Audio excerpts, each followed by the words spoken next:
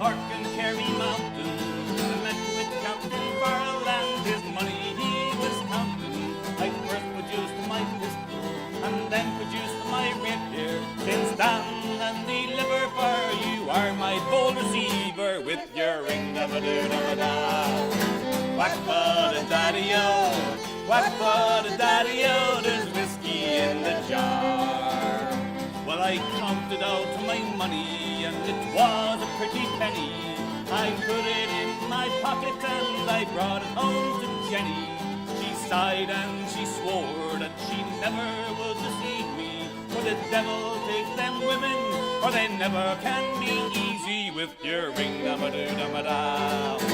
Whack-ba-da-daddy-o, whack-ba-da-daddy-o, there's whiskey in the jar. Well, I went into my chamber, I thought to take a slumber. I dreamt of gold and jewels, and sure it was no wonder. But Jenny stole me charges, and she filled them up with water. Sent for Captain Farrell to be ready for the slaughter with your ring da-ba-doo-da-ba-da. Whack-ba-da-daddy-o, whack-ba-da-daddy-o, there's whiskey in the jar.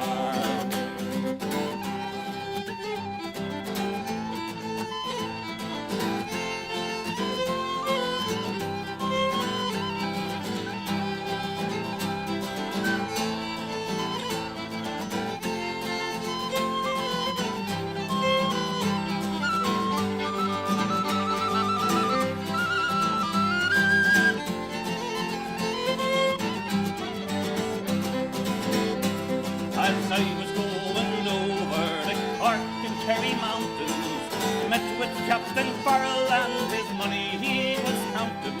I first produced my pistol and then produced my rapier. Then stand and deliver, for you are my gold receiver with your ring da-ba-doo-da-ba-da. Whack-ba-da-daddy-o, whack-ba-da-daddy-o, there's whiskey in the jar with your ring da-ba-doo-da-ba-da.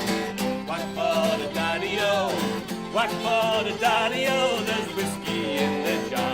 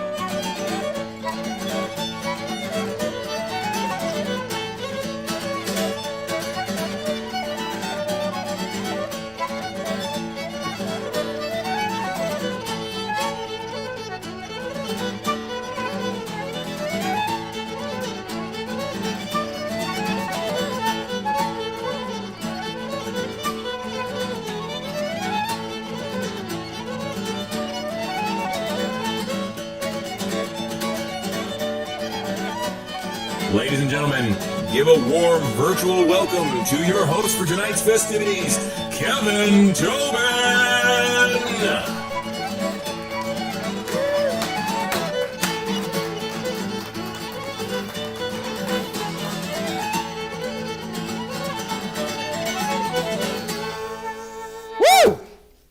Good evening, everybody, ladies and gentlemen, boys and girls, wherever you are, be it in Gastonia or Galway, Mecklenburg or Mallow. We are delighted to have you on board for what is tonight the Shenanigans and Shamrocks virtual Irish Festival, brought to you by the Carolina Irish Fest, in raising money for the Charlotte Irish American Centre. There's a lot in that. I'm your host for the evening. My name is Kevin Tobin, and it is an absolute pleasure to be here with you. A little bit of personal news on my side. My first and only daughter was born 6 weeks ago today, and I just want to say before we get into stuff that it's an absolute honour to be your father, and I hope you're not too embarrassed when you look back at this.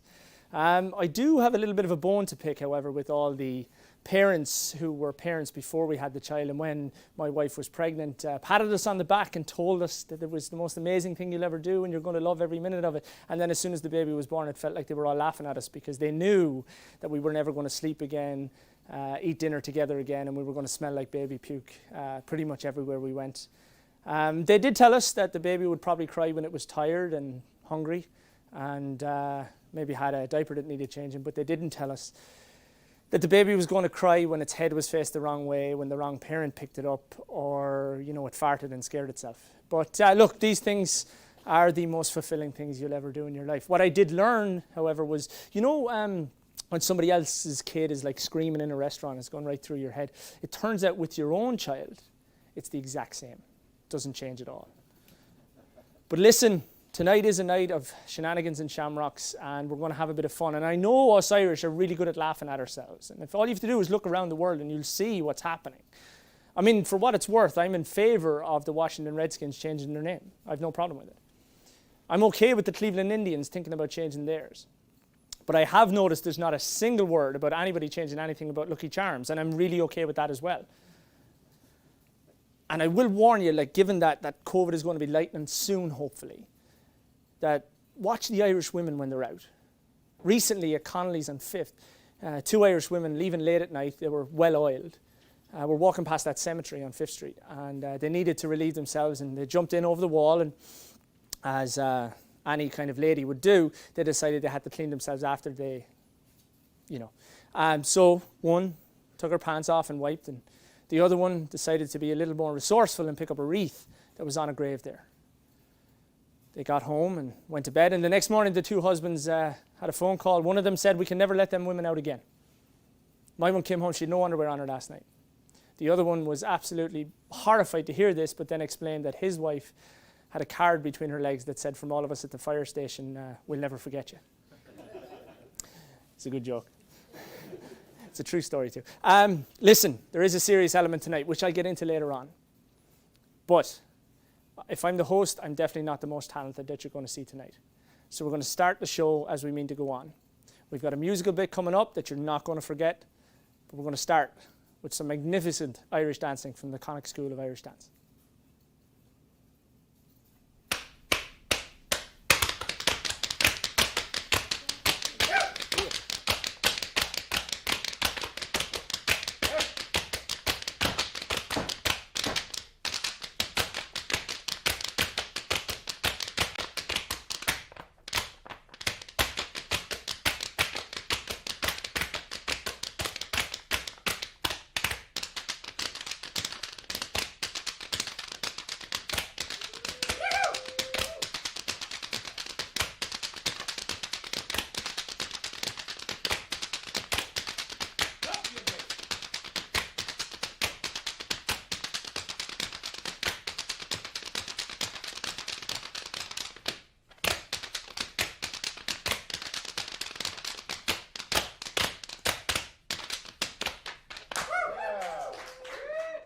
I have a special love and graw for Carolina and particularly for Charlotte, and I have very fond memories of performing there at the festival in the open air, performing at some of the great bars, Irish bars there, Connolly's and the Rira.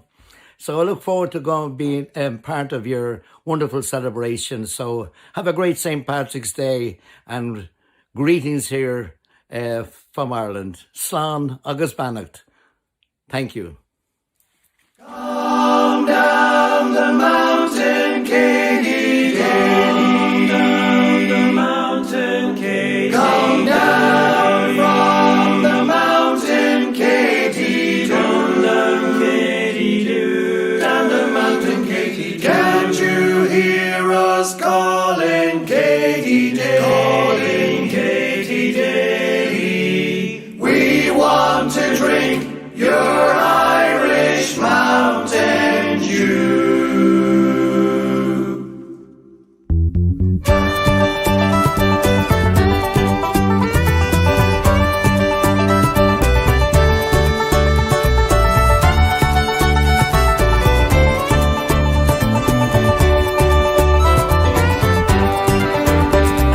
Come down the mountain, Katie Daly.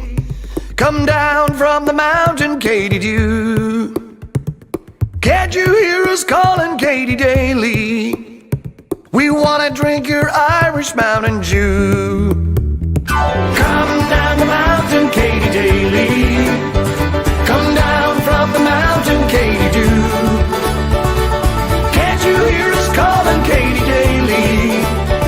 We wanna drink your Irish Mountain Dew.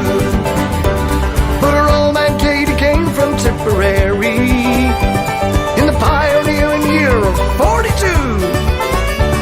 Her old man, he was shot in Tucson City for the making of the Irish Mountain Dew. Hey, come down the mountain, Katie Daly. Come down from the mountain, Katie Dew. Can't you hear us calling, Katie Daly? We wanna drink your Irish Mountain Dew. Wake up and pay attention, Katie Daly.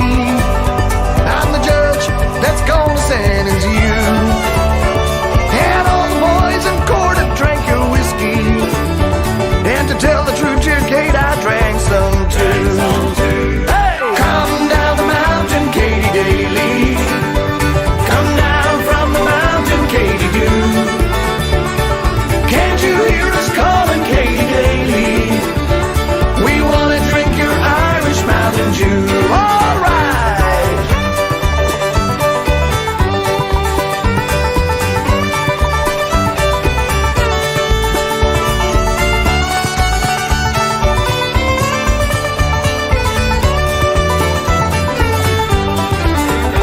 So off the jail they took for Katie Daly.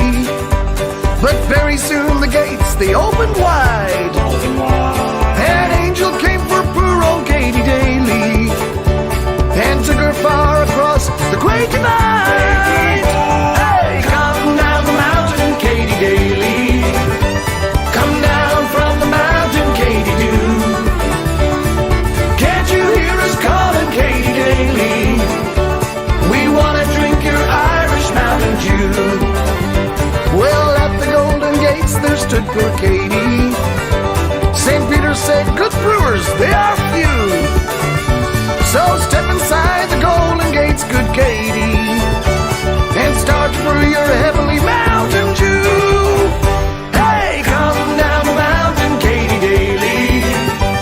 Come down from the mountain, Katie Dew. Can't you hear us calling, Katie Daly? We wanna drink your Irish Mountain Dew. Come down the mountain, Katie Daly. Come down from the mountain, Katie Dew. Can't you hear us calling,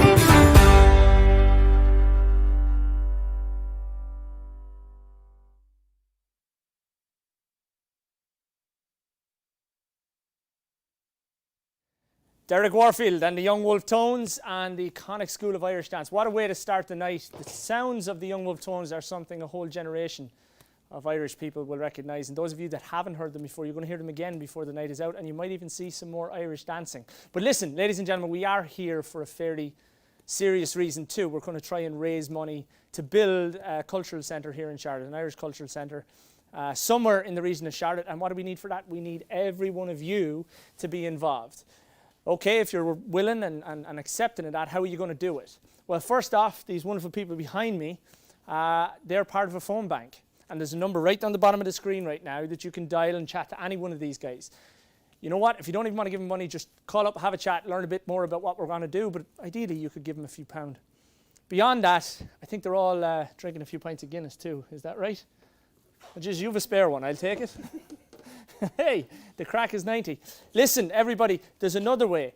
You Venmo, top left of the screen right there. Get your phone over that, hover the camera of your phone over that. It'll take you to the Venmo link and send us some dollars too. And we'll keep you updated as we go so far. And I've just heard we're already at $1,200. So don't be shy and keep donating as the night goes on. One other reason that I'm quite sad to bring you, it's a poignant reason. Jeff Bennett, one of Charlotte's finest sons. And those of you that don't recognise his name will definitely recognise the St. Patrick's Day pub crawl that has taken place in Charlotte for the last, it's been going for 21 years, but they're yet to have their 20th anniversary. Jeff passed away in December just gone, a young man of 45 years old, leaving 2 kids and a partner behind. And Jeff, this whole show is done in your memory, and I know you won't want us to be sad or upset, so we're going to raise a couple of glasses and have a bit of crack in your honour. But ladies and gentlemen, please keep that in mind as we go on through the night. Beyond that, we've got some very interesting people to talk to too. So without any further ado, how about I have the first 2 live guests on tonight. From the Ancient Order of Hibernians, I'm going to welcome to you 2 of their leading representatives who you're going to meet as soon as they walk into the room.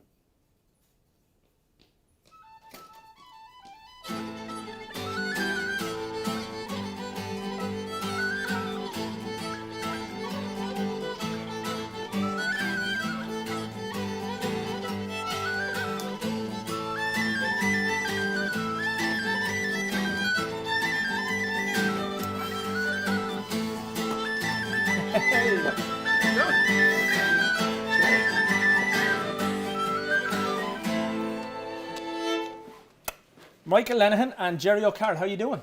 Excellent. How you doing? Pretty good, pretty good. Thank you both very much for joining us. It's pretty neat what we got going on here. It's quite a setup. Yeah. Listen, guys, you're here from the Ancient Order of Hibernians. First of all, you don't look very ancient, which is a compliment. But if you were to meet somebody on the street and tell them about the Ancient Order of Hibernians, what do you think you'd tell them? Well, we're a Irish Catholic fraternal organization. We're not as ancient, probably recently. Good.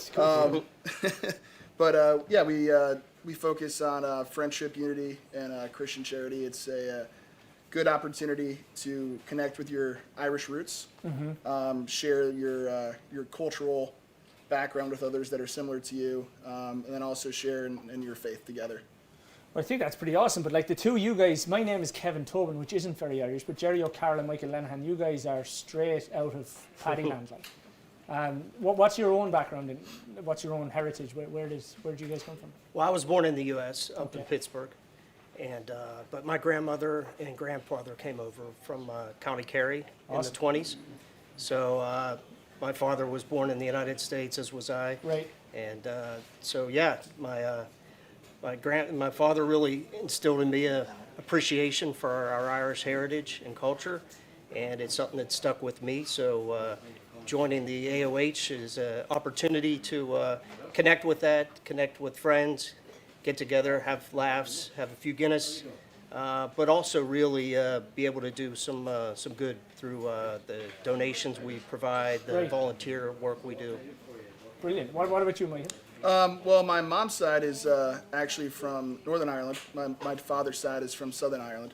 So I think a couple generations back, knowing that I exist when I'm in America would be kind of cool. That's pretty neat. And you guys aren't kidding, because you know what we're looking to do tonight and throughout the community is kind of lock onto those Irish roots and build a bigger community here in Charlotte. What difference do you think Irish American Cultural Centre would make here in town? Well, I think it's important to have a home. And I think for a long time, especially in Charlotte, I live in Charlotte, the pub scene has been that home. But especially with the size of the GAA here in Charlotte, and being able to connect, the fun side, having a good time at the pubs, but also having a way to express that culture and have a place where we can all come together and organize together as a Irish family in Charlotte. I think that could bring a lot of opportunities for everybody. It's massively important to talk about those roots, but of course we're not the only people doing stuff right around now. You guys have got something going on next week, right? Yeah, we have a raffle that we do every year. It's for a trip to Ireland. Oh, no kidding. COVID, so you could there's a cash opt-out, but it's good for 2 years. Okay. And we've been having the raffle selling for about 10 years. 10 years. Yeah. And we have our drawing next Saturday at Tiber Creek. Yeah. How does somebody find out about that? You can go to our website, charlotteaoh.com, Okay. and all the information's there. Brilliant. Yeah. Well, how are you guys feeling? Good. You both had a pint of Guinness? I had 2. Oh, good man. So you're nice and relaxed? I'm looking at that Jameson back there, though. More interested in that. You want to play a game? Sure. Simple Irish high-stakes trivia game?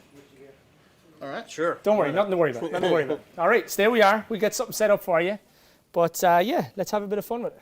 Sounds good. Awesome. All right.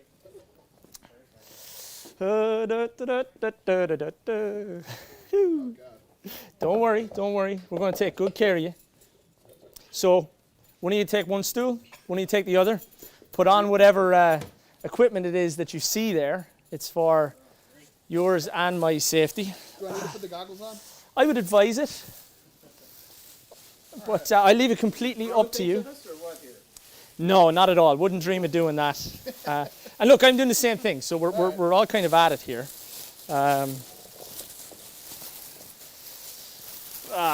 Here we go. Nothing to worry about. Nothing to worry about at all. So,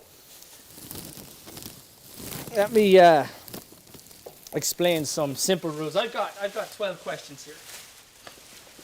And you guys are going to work as a team. Thank you, Scotty. You guys are going to work as a team so you can confer. And I'm going to ask you some fairly simple questions. And then right here, we've got 12 wonderful Irish eggs. How do we know they're Irish? It was an Irish hen. Okay. Some eggs are fresh, some are hard-boiled. That's the risk we take. Okay. You get the question right, I've got to pick up an egg, do the business. You get a question wrong, you pick up an egg, do the business. Whoever smashes 2 eggs in the forehead loses. Okay? You guys ready? 2 fresh eggs. 2 fresh eggs. Okay. You guys ready? I'm ready. Okay, question 1. How many counties are on the island of Ireland?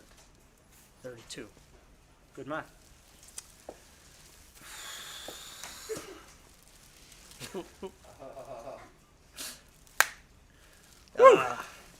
Thankful. Okay, you ready? Question 2. What is the most popular drink in Ireland? Guinness. Jameson.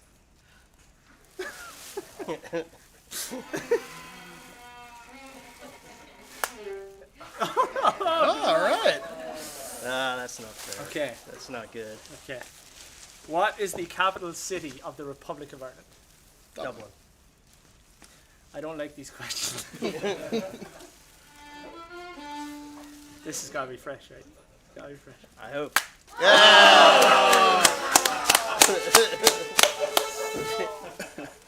Okay.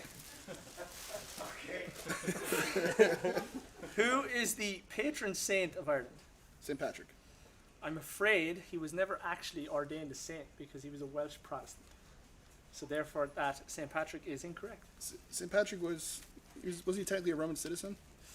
Listen, I'm only going with what's on the card, and I'm actually smashing an egg off me. I don't think.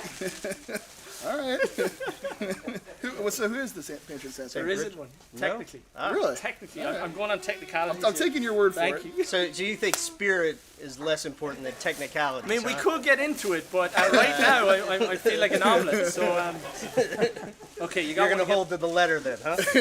What is the main language spoken on the island of Ireland? English.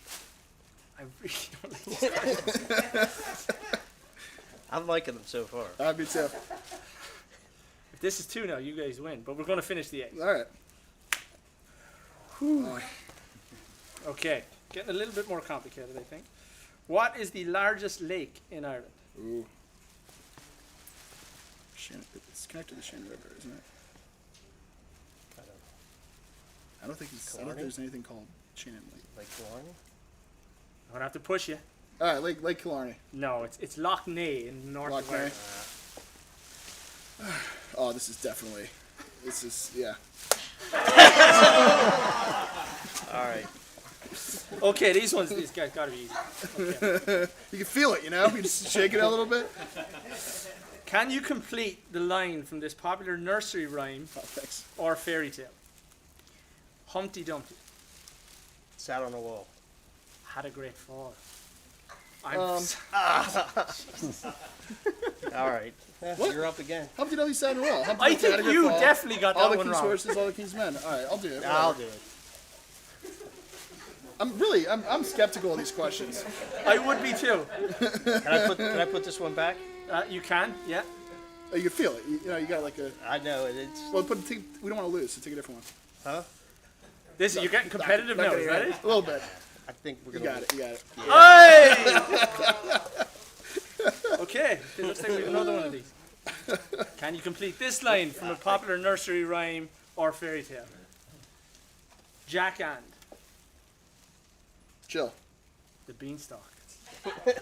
I didn't write them. I swear I didn't write them. I wrote them. Well, we already lost, right? No. You got two each. You got to get two each. So. Oh, 2 each. Oh, you got away with that one. All right. Okay. I really don't like that one. Okay, what is the tallest mountain in Ireland? Ooh. I mean, I could make up a name. Who knows? What Go on, make one up. If it's good enough, I might give it to you. Tiernog. No. It's a mountain called Cowron Toohill in Kerry. Well, I should've thought, known isn't that where the fairies are from, right? Tiernog? No, yeah, that's Yeah. the land of eternal youth, which I have not been thought affected maybe by. it was. Jesus. Okay, guys, it's down to this. Okay? I'm going to ask you one more question, and I didn't even know the answer to this one. What size shoe did St. Patrick wear? It's got to be a joke. So what's right?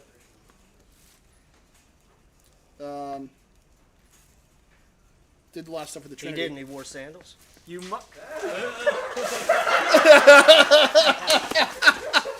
here's what, I'll tell you what we'll do, right? Just because we have 3 eggs there. Why don't we each take one? And you Okay. guys can pick, and you can put back if you want. And then the 3 of us will smash at the same time, All right. and that's fair. loser Alright. gets the egg. How about that? Yeah, that's good. Yeah, we're good. You happy? Yeah, I'm happy. Okay, we get some music. Okay, on the count of 3. 1, 2, 3.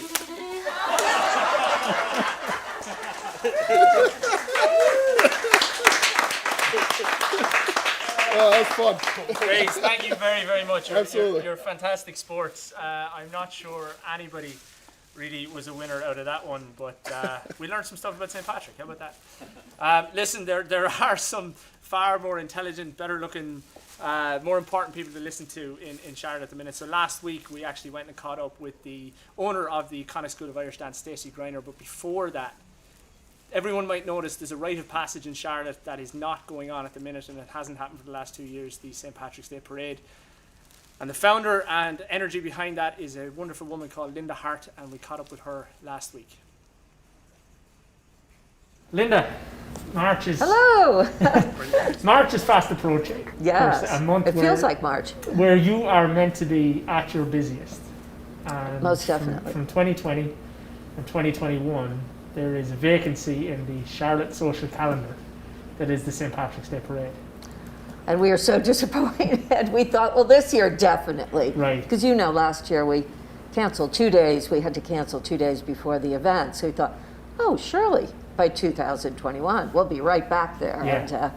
And we aren't. So Talk to me about that a bit, Linda. Like, I would say there's, for someone like you who's kind of, this has been your creation, and for those that don't know, in Charlotte, the hundreds of thousands of people Right. that have attended the parade, it is almost a rite of passage every year that spring is now upon us when the parade happens. That's a good way of putting it, because really it's the first big parade and festival, the first big event coming out of winter.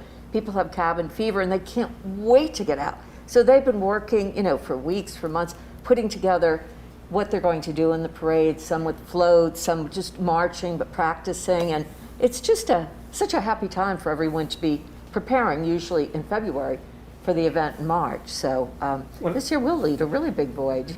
When you started the parade, way back when, had you any idea that it was going to be such an event, such a successful, important, integral part of the Charlotte Spring calendar? Absolutely not, because it really was, there was a void and there was nothing going on. And actually my father was in town, so why don't you get out and do something? So one year we had a small group just walk down Tryon Street, with the bagpiper, just to say, we're gonna make things happen.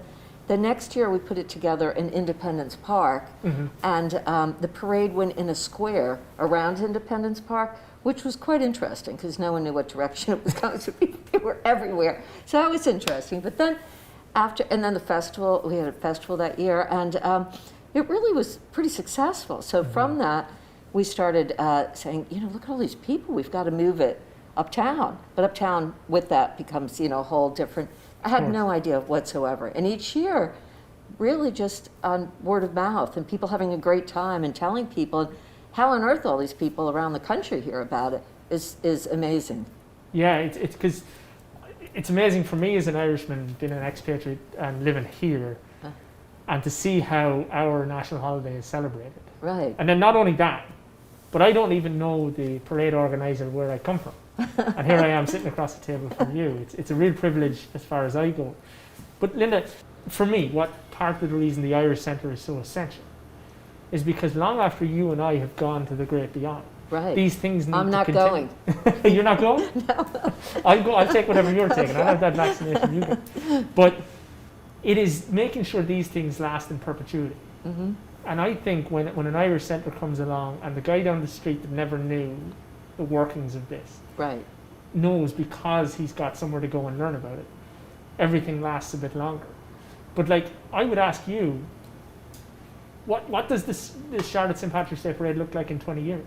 Oh, I'm wondering next year.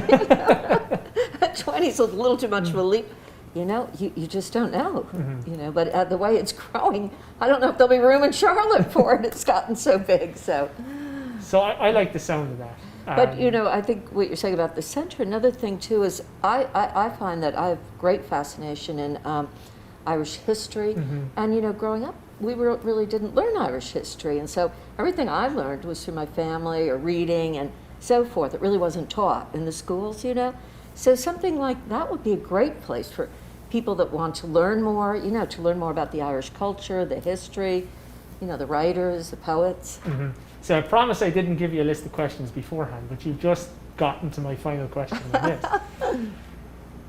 The vision is there to have an Irish American Centre. Yes. What's the one wonderful. thing? The one thing, if you had the opportunity, what's the one thing you would put in there? Anything in the world, what would you put in there? Well, for me, books. I think the educational for children at a young age to be able to learn more and the writing, the history, and so forth. And I think that would be the most exciting thing. I'd be going there and put, the sports and all that. That's it. Natural, people want that. But I think the library where children can go, like on a field trip, and go and. Because I don't know. I mean, if I talk to people and they just have no idea about some of the things about the history of Ireland. Well, Linda Hart, as always, the pleasure is mine. Oh, well, mine too. This was. You're too kind, and I want to thank you not only for giving us your time today, for giving the time you've given to the St. Patrick's Day Parade. Well, thank you. I also want to thank you for the energy you're going to be putting into 2022, which yes. is where we're all going to be marching once again. That's right. Well, thank you so much, Kevin. Thank Linda, you. great to have you. I really appreciate it. Thank you, and good luck. Thank you. Okay.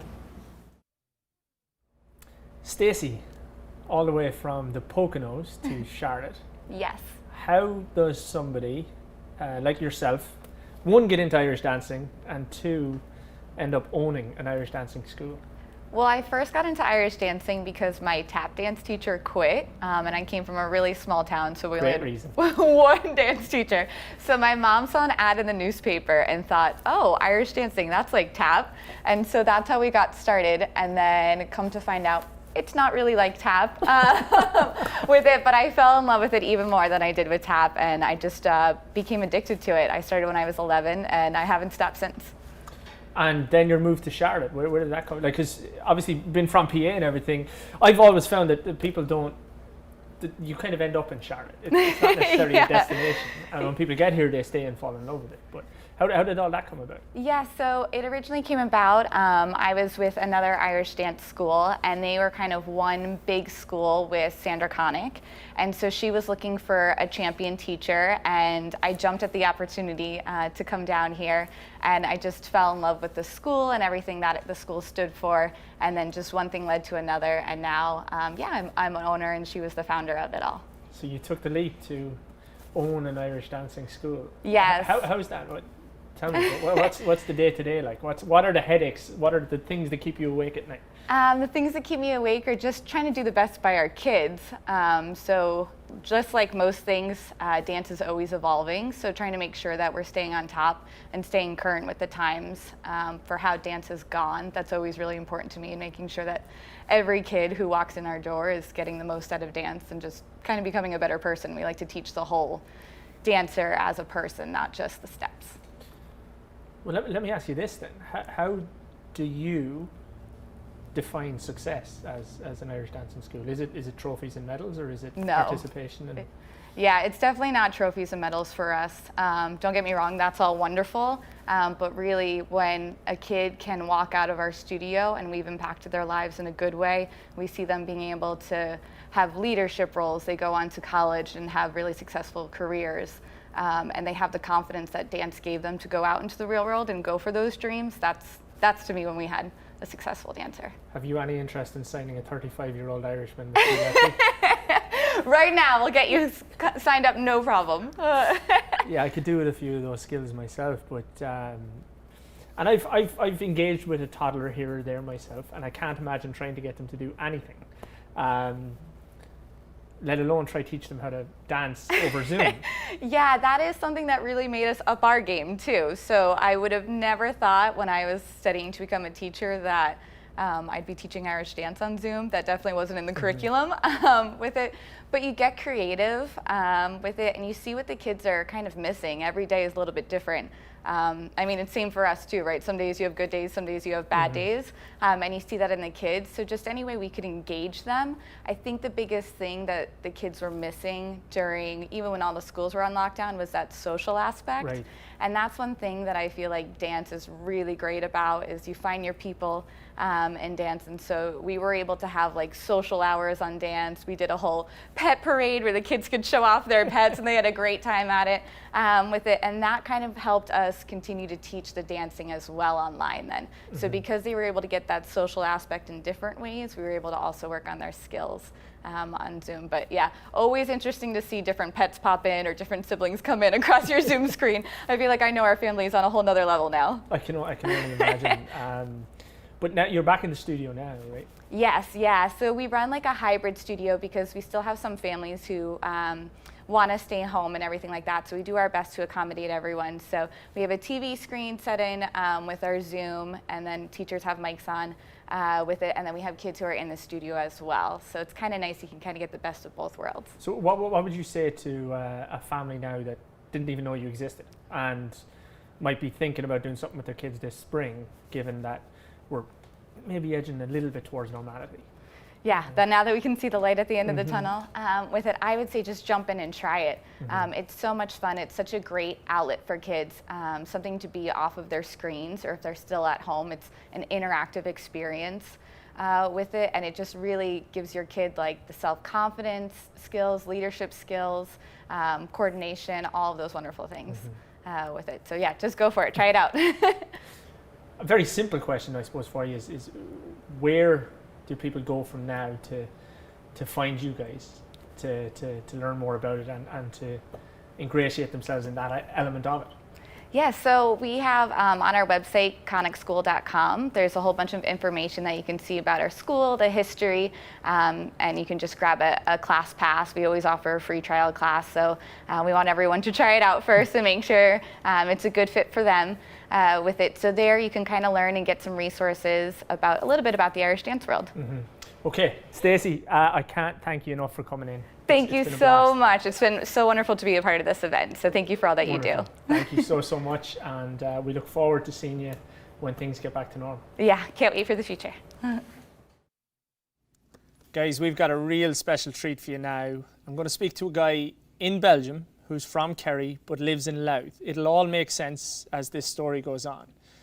But Gavin Ring, a true Irish talent, an operatic genius, is speaking to us now. And Gavin, of course, you've got a repertoire of songs as long as a country mile. But one of the songs I want to hear more about is a true Irish classic, a song called Macushla. Can you tell me a little bit about that? No bother at all, Kevin. Well, Macushla is a song that's very, very dear to my heart, and has a huge connection with America, believe it or not, because it was one of the staples of the great Irish tenors, the likes of John McCormack and Frank Patterson would have sang this one, and they would have been very, very famous for it. And actually, even just on a kind of a nerdy point, the way it's composed is actually more American than it is Irish. But of course, the subject material is all Irish. It's about Macushla. And Macushla being an anglicisation or a sort of a kind of half Gaelic of my sweetheart or my dear, as it were. But I suppose, in a way, it's quite a poignant song, I think. Because the subject is about the loss of a loved one and yearning for them to come back to life. And I think that it's quite poignant in this day and age that, we've, there are, I'm sure, plenty of people watching this evening now who know all too well that awful feeling over the last 12 months in the context of the pandemic and everything else that and this song sort of speaks to those people's hearts, as it were. So yes, it's a as I say, it's a beautiful, beautiful song, and hopefully it touches some of the of your audience members this evening the same way that it's fulfilled and touched me over the years. So Gavin, we're in Charlotte and you're not, and it would be fantastic if we could get you over here sometime. What do you think the chances of that happening are? Oh, as we'd say below in Kerry, gone out of Serbia, absolutely, no question about it. I was talking to your good friend and colleague Ken Lee there a few weeks ago when we were organising this, and we actually ended up having a really long conversation. We sort of, I suppose it's the Irish thing, isn't it? When you meet Irish people, even if it's on Zoom or if there's an Irish person abroad, there's an instant connection there. And I always find, and I've been very fortunate, I suppose, to work over in America a couple of times in New York. And every time I go over to the States, and I've got relations as well in Cleveland, you automatically feel like it's an extension of Ireland. And on top of that, again, you feel like almost like a kind of a minor celebrity just for being Irish. It's like a superpower in a way. So obviously my old school buddy Aidan Murphy was the guy who hooked me up with the Charlotte connection, and I was so thrilled. I mean, thrilled and honoured and humbled as well to make a connection like this, so close to St. Patrick's Day as well, with all the fine people of Charlotte and North Carolina to offer some of my talents, and please God, I'll make it over there in the flesh at some stage in the future. It would be nothing would make me happier, kind of a mechantach, to be honest, as we'd say.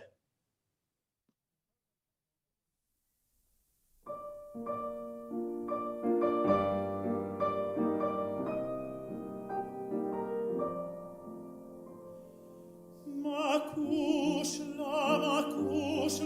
your sweet voice is calling me softly again and again. Macushla, I hear it still pleading. My blue-eyed Macushla, I hear it in vain.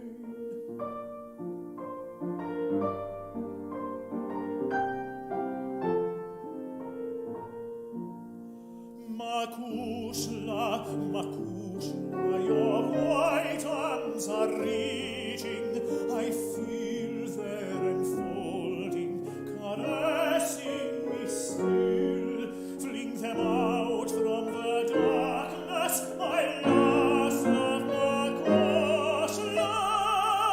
Let them find me and bind me again if they will.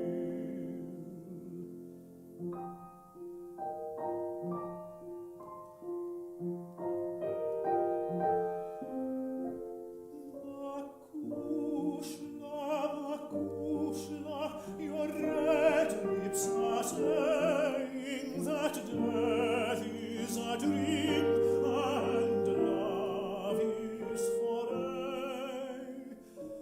Then awaken, Makushla, awake from your dreaming.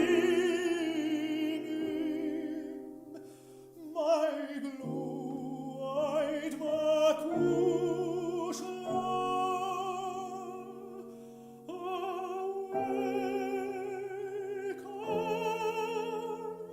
to stay.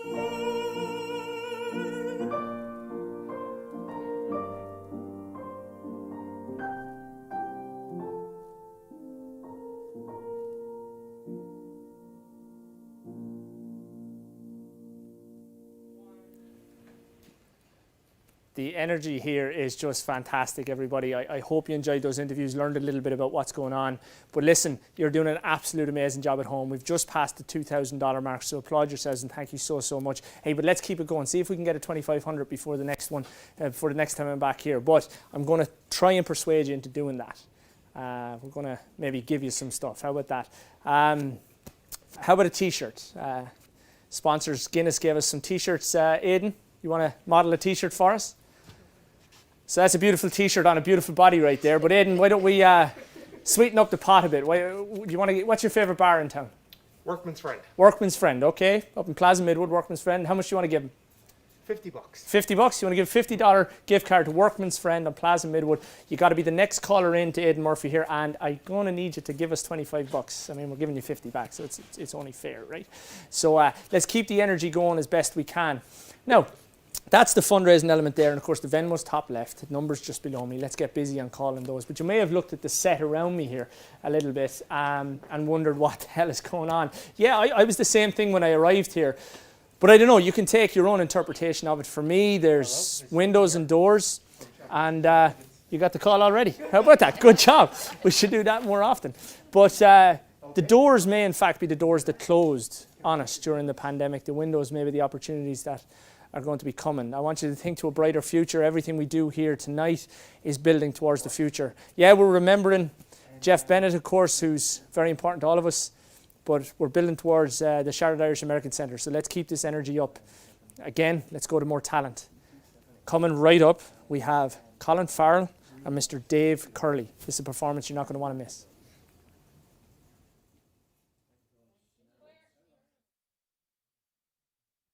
For the online Carolina Irish Festival. We hope you all have an amazing St. Patrick's Day, and we'll hopefully see you in Carolina sometime soon.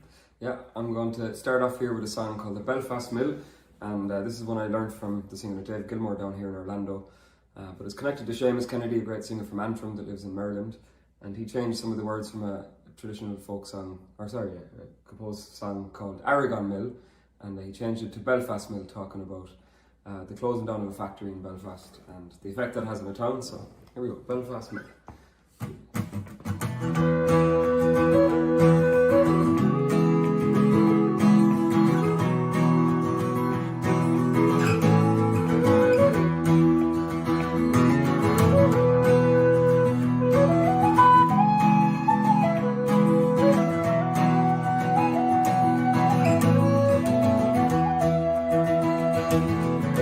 Down the town, at the foot of the hill, there's a chimney so tall, it says Belfast Mill. But there's no smoke at all coming out of the stack, for the mill has shut down, and it's never coming back. And the only tune I hear is the sound of the wind as she goes through the town. Divine spin.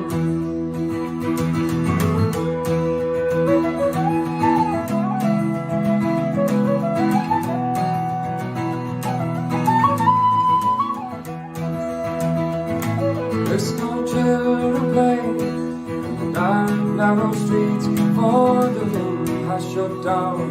It's so quiet I can't sleep.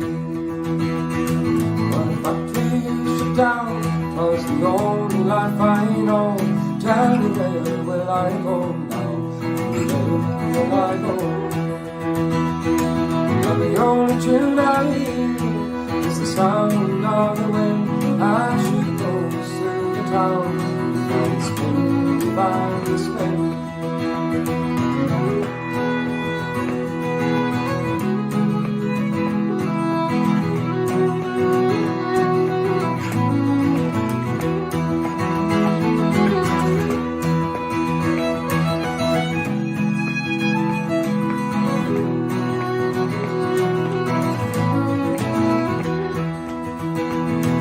I'm too old to work, I'm too young to die.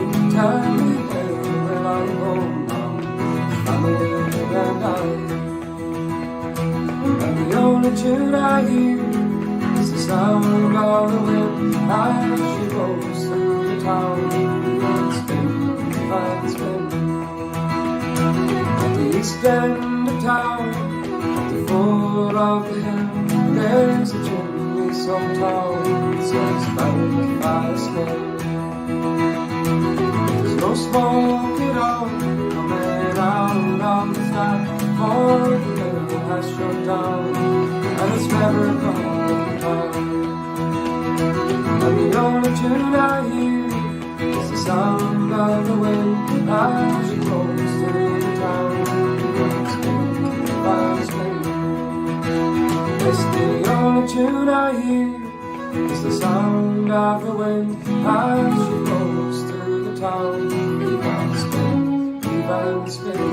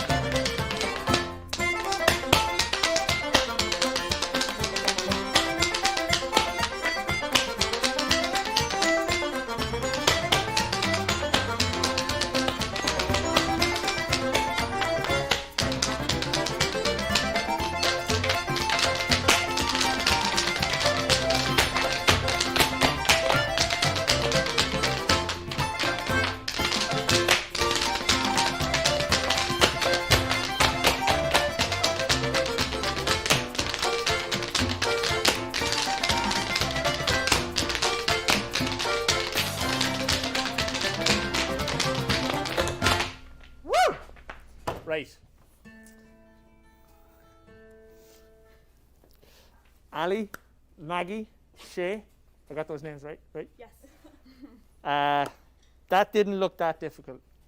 I'm kidding. That looked absolutely amazing. But I want to learn. I want to know. Do you think that you could teach me how to do some? Absolutely. We teach 3 and 5-year-olds, so you should be able to pick it right up. Okay. I am Irish. I promise I have no Irish dancing experience whatsoever. So, first part, what do I do? Am I in the right?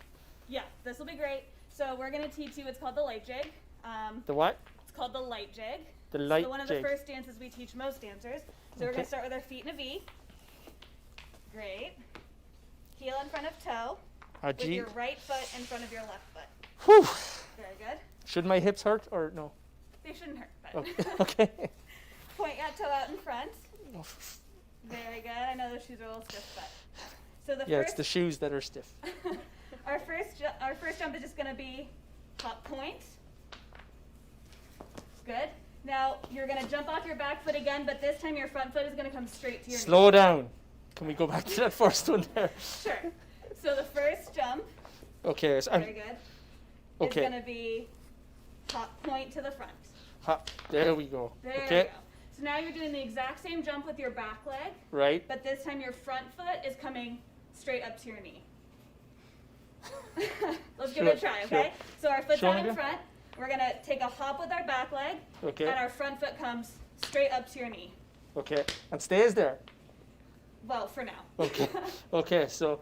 There we go. Good. Nice balance. Now we can bring it down. I feel like the Karate Kid now. And instead of bringing it down in the front, you're going to bring it down behind you. Jesus, Ali.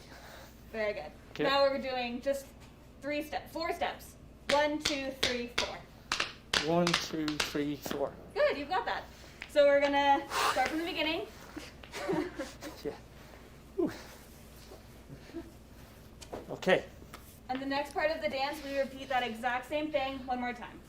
We might have to go through it one more time. If That's that's okay. all right. So our toes pointed out in front. Okay. And we have hop point. Hop point, then hopping up, Hop right? knee. Hop, right? Good. Now hop to the back. Hop back. 2, 3, 4. Hop, 2, 3, 4. Good. Very good. So the next part There's a next is a side step. Okay. So from the back, your foot's going to come to the side, behind, heel, behind, side, behind. Last one, heel, behind. Good. So, do we want to start that from the beginning or just keep going? Sure. Let's just drive this train right off the tracks. Okay. Here we go. So now we're going to bring our front foot straight to our knee like we did in the first bit. Okay. Hop knee. Good. Now step to the back. Hop back. Now last bit. Bring your front foot. Hop back. 2, 3, 4. Back, 2, 3, 4. There we go. Now there's your light jig. Thank you. But now we actually have to do it, right? Yes. Now we have to do that whole thing together. So, Okay. back to Well, the I'll tell you start. what. How about I watch you guys do it? Okay. We can do And I think thank you very much for the lesson. Really appreciate it. But let me show you. You show me how it should be done. How about that? that. All right. Sounds great. So we'll go in 5, 6. Here we go.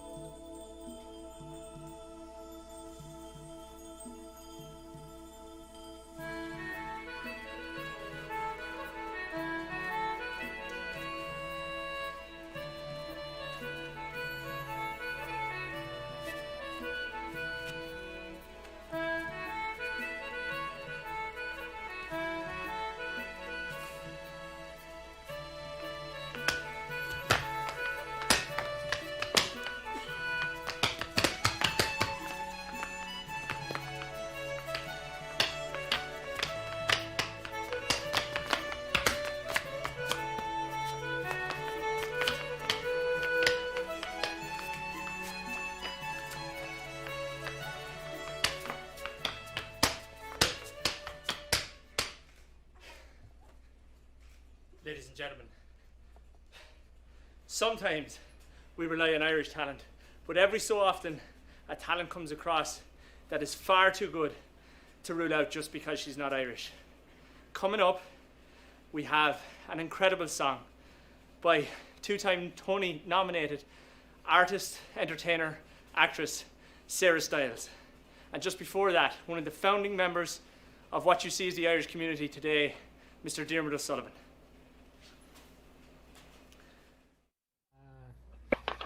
Dearman Sullivan, my good friend and expat here in Charlotte, it is wonderful to talk to you. Good to see you too. What can only be described as an exciting adventure for something that started 35 years ago by yourself in Charlotte. Before we talk about the history, Dearman, tell me a little bit about how it feels to look on from above now and see a bunch of people getting together to try and actually build an Irish Centre here in Charlotte. Oh, it's absolutely wonderful to see what has happened in the last recent few years, and as a founding member, I look forward to being in that facility. I've lived in Boston, and when in Boston, I would travel to other cities in the Northeast, and they all had their own Irish centres, and it was a wonderful community to go there, play football, but they also had music as well. And I envision a centre to be a place where we can have cultural events. For example, one of the greatest memories I have was when we brought Cultus Cultori to Charlotte, and we sold out an auditorium with 1,000 people. We did that twice. I would envision us being able to bring Irish artists, the various arts to Charlotte in an Irish centre. To me, it's tangible. It's no longer a dream. We're on the way to getting it. I feel it in my heart that we're there. I really do. And thanks to people like you and Ken and Kevin Devon, who have really done a lot of work. Yeah, and I mean, when you mentioned, look, we're in a privileged position because we came in with a platform that had been created. But take me back to 1986 a minute. There was a few of you around town that got together and decided to form. But did you have any idea at the time that this might be what we'd be talking about in your lifetime? No, I don't think we had at that time the dream of a centre. We were more focused on organising a group, a community. And I was going through some old records, and I found an agenda from probably the very first formal board meeting we had from August 24th of 1986. And it was at the Sharonview Country Club. And the agenda has items like a nominating committee, constitution and bylaws, committee structure, 501c3. We were already thinking of 501c3 application back then. Educational dancing lessons, music lessons, a regular get-together at the Red Blazer pub, children's activities, making contact with Washington agencies, slideshows, recruitment. I think we really launched ourselves in a very strong position. I think that's why we lasted so long. So, Dearman, I have two more things to ask you about. Yeah. Tell me from an emotional sense. I want you to put yourself in a position where you're actually getting to walk over the threshold of a Charlotte Irish American Centre. Wow. How does that feel? It feels wonderful, and I can relate it to when the club that I played with as a juvenile and as a young man, when we built our first clubhouse, walking that the day of that grand opening was, that was a total dream come true, because we didn't even own a field 10 years prior to that. Yet the fundraising was done, and the field was bought, and the building was built, the clubhouse was built. And I can envision seeing lots of people at the grand opening, lots of media, lots of attention, dignitaries from the Irish Diplomatic Corps in Atlanta, maybe in Washington as well. It's a big deal. Charlotte is becoming very important to the Department of Foreign Affairs because of where we're located, with the airport we have, the industry we have.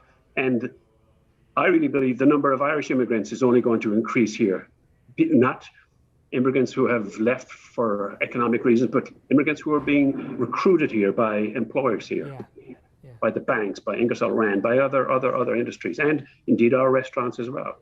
So I think having a centre where people can go, hey, on a Saturday, I know I can go and be with my people and have the crack and have fun and talk about Kerry winning and All Ireland again, and it's that type of back and forth that we thrive on.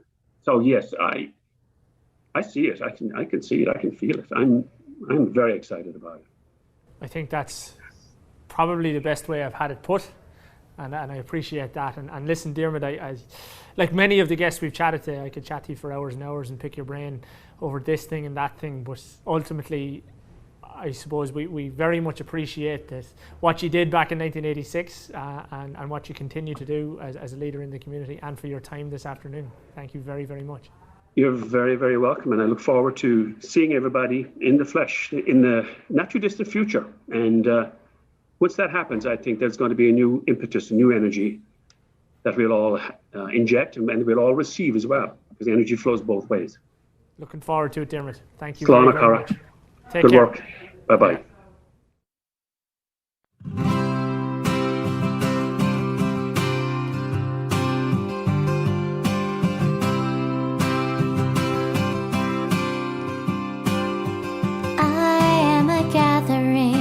Of everyone I have known, of everything I have witnessed, of blood and breath and bone. We stand together, I stand alone, waiting for the light to shine. I am waiting, waiting for the light to shine. I am waiting, waiting for the light to shine. Waiting for the light to shine.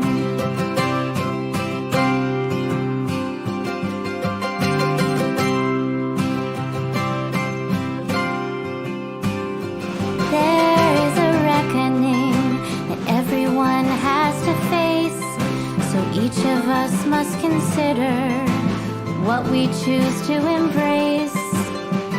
Well, there is kindness and there is grace, waiting for the light to shine. We are waiting, waiting for the light to shine. We are waiting, waiting for the light to shine. Waiting for the light to shine.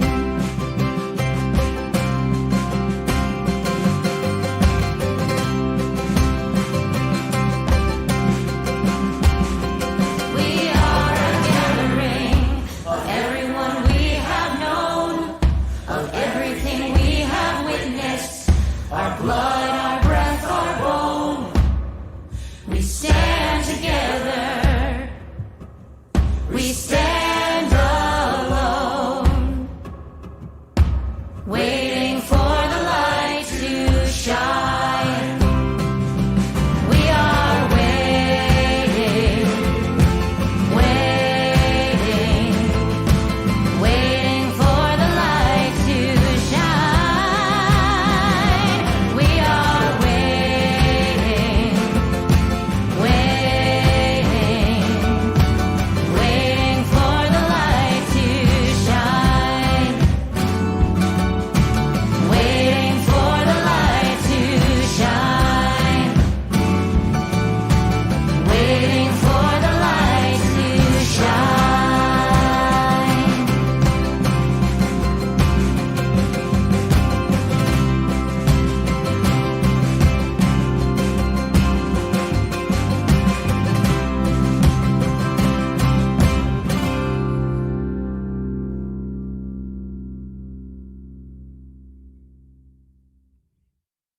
Sarah. Sarah, oh my God. Go on, one more. One more. All right, I've let you hang in. I can't. I hope the people at home enjoyed that as much as I did. Jesus, I was blown away. Sarah Stiles in Charlotte. You've recently done a show based here in Charlotte, right? Yeah, The Crew on Netflix. Watch it. We're out. We're streaming. You can see all 10 right now. Super competitive racing team. Yes. It's all about NASCAR. We're a crew, and we have a team, and it's a workplace comedy. It's a great show. It's really fun. So, and NASCAR was totally involved with it, so it's all It's like legit. very legit. Yeah. But- my character won a pageant as a girl in Mecklenburg County. Miss So we are Mecklenburg. legit. Yeah. 1991. Right? Yeah. Oh, you've seen it. You've seen the show. Yeah. Are you as competitive in real life as you are in that show? I don't know. We should ask my brother. No. Yeah. You want to take me on in a game? Yeah. Oh, you have a game planned? I do. What game? Come with me. Are we gonna race? No, we're not going to race. Oh, all right, you would okay. definitely win that. But we're going to play a game. Where do I come? Do I follow you? Right there is I stay exactly here. perfect. I'm gonna set the stage here. Oh, there's a leaf. So, Sarah, tell me, Yeah. what was your favorite board game as a child? Oh, as a kid, we played a lot of Sorry, and then we had a lot of fights. Well, I have Hungry Hippos. Wait, that's my favorite game. And No, that's actually my favorite game. you are a little Oh bit my God! whimsical, so this is the unicorn edition. They have a unicorn version? They do. But, Sarah Stiles, Yes. Okay. this is not life or death. Okay. It is far more serious than that. Oh, okay. And just to prevent you and me Uh-huh. from cheating, Mhm. we have an official. Oh, all right. Yeah. Okay. So our official right here, our referee from the GAA, Oh. is going to start the game for us. Okay. So, Scotty, when you're ready.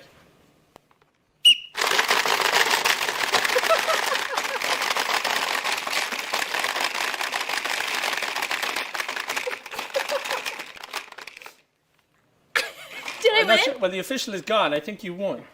Oh my God, my heart is beating so fast. Have you ever played that game before? It's super stressful, right? People say I'm a natural. Really? I think Um, it's why I have so much anxiety. Sarah, you've been an amazing sport. Thank you Aw, so much. thank you. What would it take for me to get you to maybe answer a call on the phone bank? Oh, I would totally do that. Please call me. Call me. So you just got to go get your phone and maybe jump on the phone? Yeah, How I'll about do that? Let's do it. Awesome. I'm running. Should I go now? I'll go now. Okay. While she's gone, let me explain some. Jeez, she's quick. You got your phone? Yeah, I got it. Okay. So here's what we're going to do. Sarah has been exceptionally kind to us and actually signed this Hungry Hippos game. Okay? Sarah Stiles very kindly signed it. Thank you for doing that. You're so welcome. So you're going to take this call? Yeah, I want to take the call. Okay. Nobody has called me yet. The next call in is going to go direct to Sarah Stiles, and she's going to give away this Hungry Hippos game. It's a really fun game. It's a fun game. It's got a pretty cool signature on it. So don't be shy. Get on the blower. Give Sarah a call. Yeah. Sarah, I'm going to send you over to Maggie right there. It's going to help you. You're doing so good. I'm so proud of you. Thank you. Keep donating. Call me. So don't forget this right here. Guys, all I want to say is I'm absolutely blown away by the numbers of people watching, the people that are donating to us, the people that are getting involved with this kind of thing. It's really unexpected. It's quite humbling throughout the whole experience. We just passed $3,500, so please try really, really hard to get us to $4,000 in the next 10 minutes. It'd be absolutely amazing if we can do that. Oh, we've a call. We've got a call in, Sarah. Awesome. Hi. Are you calling to donate money? Oh, they hung up.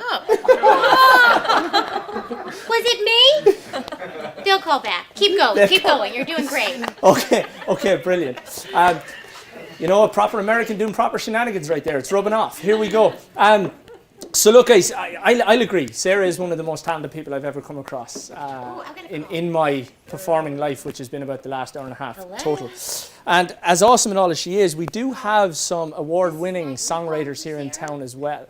So who I'm about to introduce to you has just been crowned North Carolina's Songwriter of the Year. And I know you saw Colin Farrell and Dave Curley earlier on, but a wonderful man local here in Charlotte by the name of Jim Sharkey has actually collaborated with the two guys to perform one for us that I think is one of the more special pieces that we're actually going to watch tonight. So why don't you guys take a second, keep calling, but watch Jim Sharkey, Dave Curley and Colin Farrell. I think that sounds like a great idea. You know what? I think you get this. Frank, Ciúin na Gael. How old are you? Yeah. A pipe band in Charlotte. How does that happen? Well, we're not the only pipe band in Charlotte. There's about 3 or 4 pipe bands. The fire department has a pipe band. Right. There's a juvenile pipe band, Queen City Juvenile Pipes and Drums, which was started about 3 or 4 years ago. We started in 2001. I got recruited, like I said earlier conversation, as a temporary bass drummer one day. Temporary, you mean 20 years? 20 years. Yeah, well, that's a lot of things are temporary. our existence is temporary in that respect. So we got started like in 2001. Our first actual event was about, I think, me and a bass, 1 drummer, and maybe 3 pipers. Was the Emerald Ball in 2002, uptown at the, I think the Radisson, if I'm not mistaken. No kidding. And then we did that parade in 2002, and that was our first public appearance, on the streets, was that. And then we're still here 20 years, later, although the last year has probably been the biggest challenges we've had. Right. Tell me a little bit about that. Well, we lost our practice facility, so we have no place to rehearse. So we're just now here this last few weeks getting together online. It's funny you talk about rehearsing because pipes played badly, they sound rough. Oh yeah. And of course pipes played how you guys play them are just poetry in music form. They're wonderful. Frank, we talked before we started hit record here that there's a difference between Scottish bagpipes and Irish Ilian pipes and everything like that. Do you guys feature some Ilian pipes, or is it? We don't. As a matter of fact, I'm not aware of any Ilian pipe player in the city of Charlotte. Anybody, but they have a bigger range than the standard bagpipe most people recognize, is commonly called the Great Highland pipes, is 9 notes, like very little. I think 1 octave. I mean, it doesn't have. The Ilian pipe is much broader. Bigger range. More notes, more octaves. That's what most of your pipes you hear in the soundtracks of movies are actually Ilian pipes. No matter what you see with your eyes, your ears are hearing it totally different. So we were actually saying it's Last of the Mohicans and Braveheart are 2 in particular that are. It's a different pipe you're hearing to what you're seeing on screen. Frank, tell me a small bit about the future of Ciúin na Gael. Where do we go from here? Recruit. As you see, I'm not quite the spring chicken. And there's a lot of us that are not quite spring chickens. We need to get younger members in. Ideally, if we can get pipers and drummers, young people specifically, interested in joining, we would love to have them. We can, once we get a place to practice, we can start giving lessons again. But recruitment, it's always been. We've been recruiting constantly, for 20 years. So. Last question for you. You're a first-generation Irishman. Oh yeah. Could you, in your own words, sum up Irishness for me? I was just on Facebook the other day talking about double cousins. I call them first. Right. There was 2 families in the town in New York where I grew up. There was 2 Keenans, 2 brothers married 2 sisters, and between the 2 of them there was 17 children. But then Kevin kind of put me straight. He says he had like 64 cousins or something like that. So I figured I'm going to just keep my mouth shut. But I've always been proud of my Irish heritage. I've always been proud to be born here, and like I say, there's 7 of us, 6 boys. We all volunteer to serve our time in the service. I don't know what else to say. That's pretty much encapsulates it. We're trying to pass it on to our next generation and the next generation, because we're getting 4 generations into this now. So. Well, Frank, I don't think you could have said it better. I very much appreciate your time. I hope you enjoyed doing this as much as we enjoyed. Oh, I did. I really quite. People. Most people think I'm shy, but I'm really not. And I, above all people, are glad to hear that. But listen, thank you for your time. Thank you for your service. and we look forward to the future. Well, thank you. Thank you for the opportunity. Appreciate Wonderful. it. And I wish all the luck to the endeavors of the Irish Charlotte Irish American Center. Is that how it's? That's it. All right, good. That's hopefully going to be it in big bold writing on the front of a building. Okay. But And bilingual? See, there's a challenge for I would say so.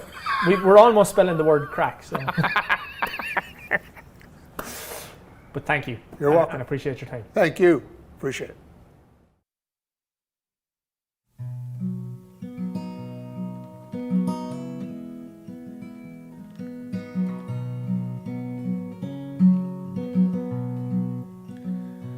Lessons learned as a child are strong and keep us tight and exemplify the life in our old village. When we worked in primrose fields, Dad would say, girls, I believe, if you give then you'll receive in our old village. Be a rainbow in the sky, be welcoming and kind as a sun shower in July, crossing over. Be the light that lights the way when the darkness holds sway. Don't forget from where you came, our old village.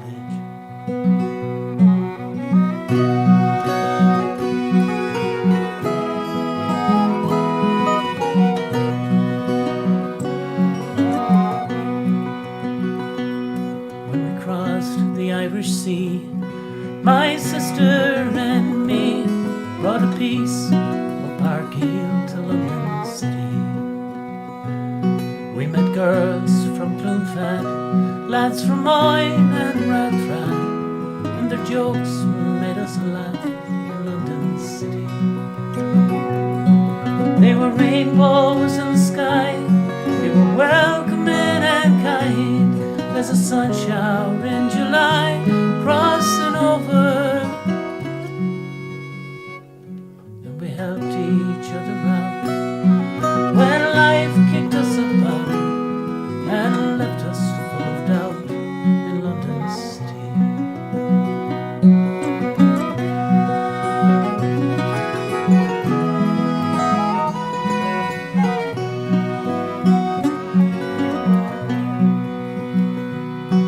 My sister since has passed, but her love forever lasts in the heart and the soul of our old village.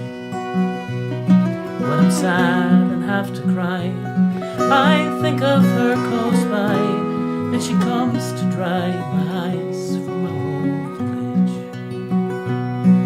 She's a rainbow in the sky, and she's welcoming and kind as a sun shower in July, crossing over. I will book a seat one day on a westbound aeroplane and catch a bus that leads to our home village. I'll go once more to see the primrose-covered field that inspired many dreams in my old village. There's a rainbow in the sky, oh, it's welcoming and kind. I can see it from the bus that brings me homeward. As we leave and get closer to the square, my mind goes back in time and we heard Shamrocks. Mike Mulrennan, his wife and Dan O'Hara, thank you now. Transport boxes, bread and jam, it's custard. Christmas Eve, fairy lights, midnight mass and silent night, snow falling, feather light on our whole village.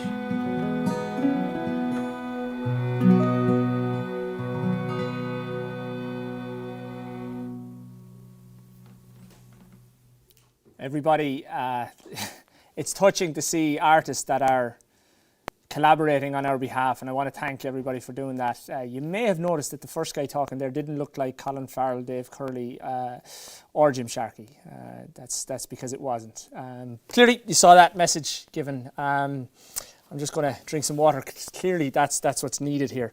But as I speak to you guys, there must be recognition of the official side of this. So just the other day, I caught up with a wonderful lady named Ciara O'Flynn, Ciara is the Consul General to Ireland in the southeast of the United States. I know exactly what an Irish ambassador is. I don't know much about a Consul General. So I did find out a little bit about that, and that's a very, very interesting chat. Those of you that have been tuning on for a while are probably aware that I did some Irish dancing earlier on, and I know I look like a complete natural, but what you're about to see, I'm not saying it's not me, and I'm not saying it's not me, but we were both wearing white socks, so I'll let you make up your own mind. Please enjoy the next segment that we have for you. It is truly breathtaking.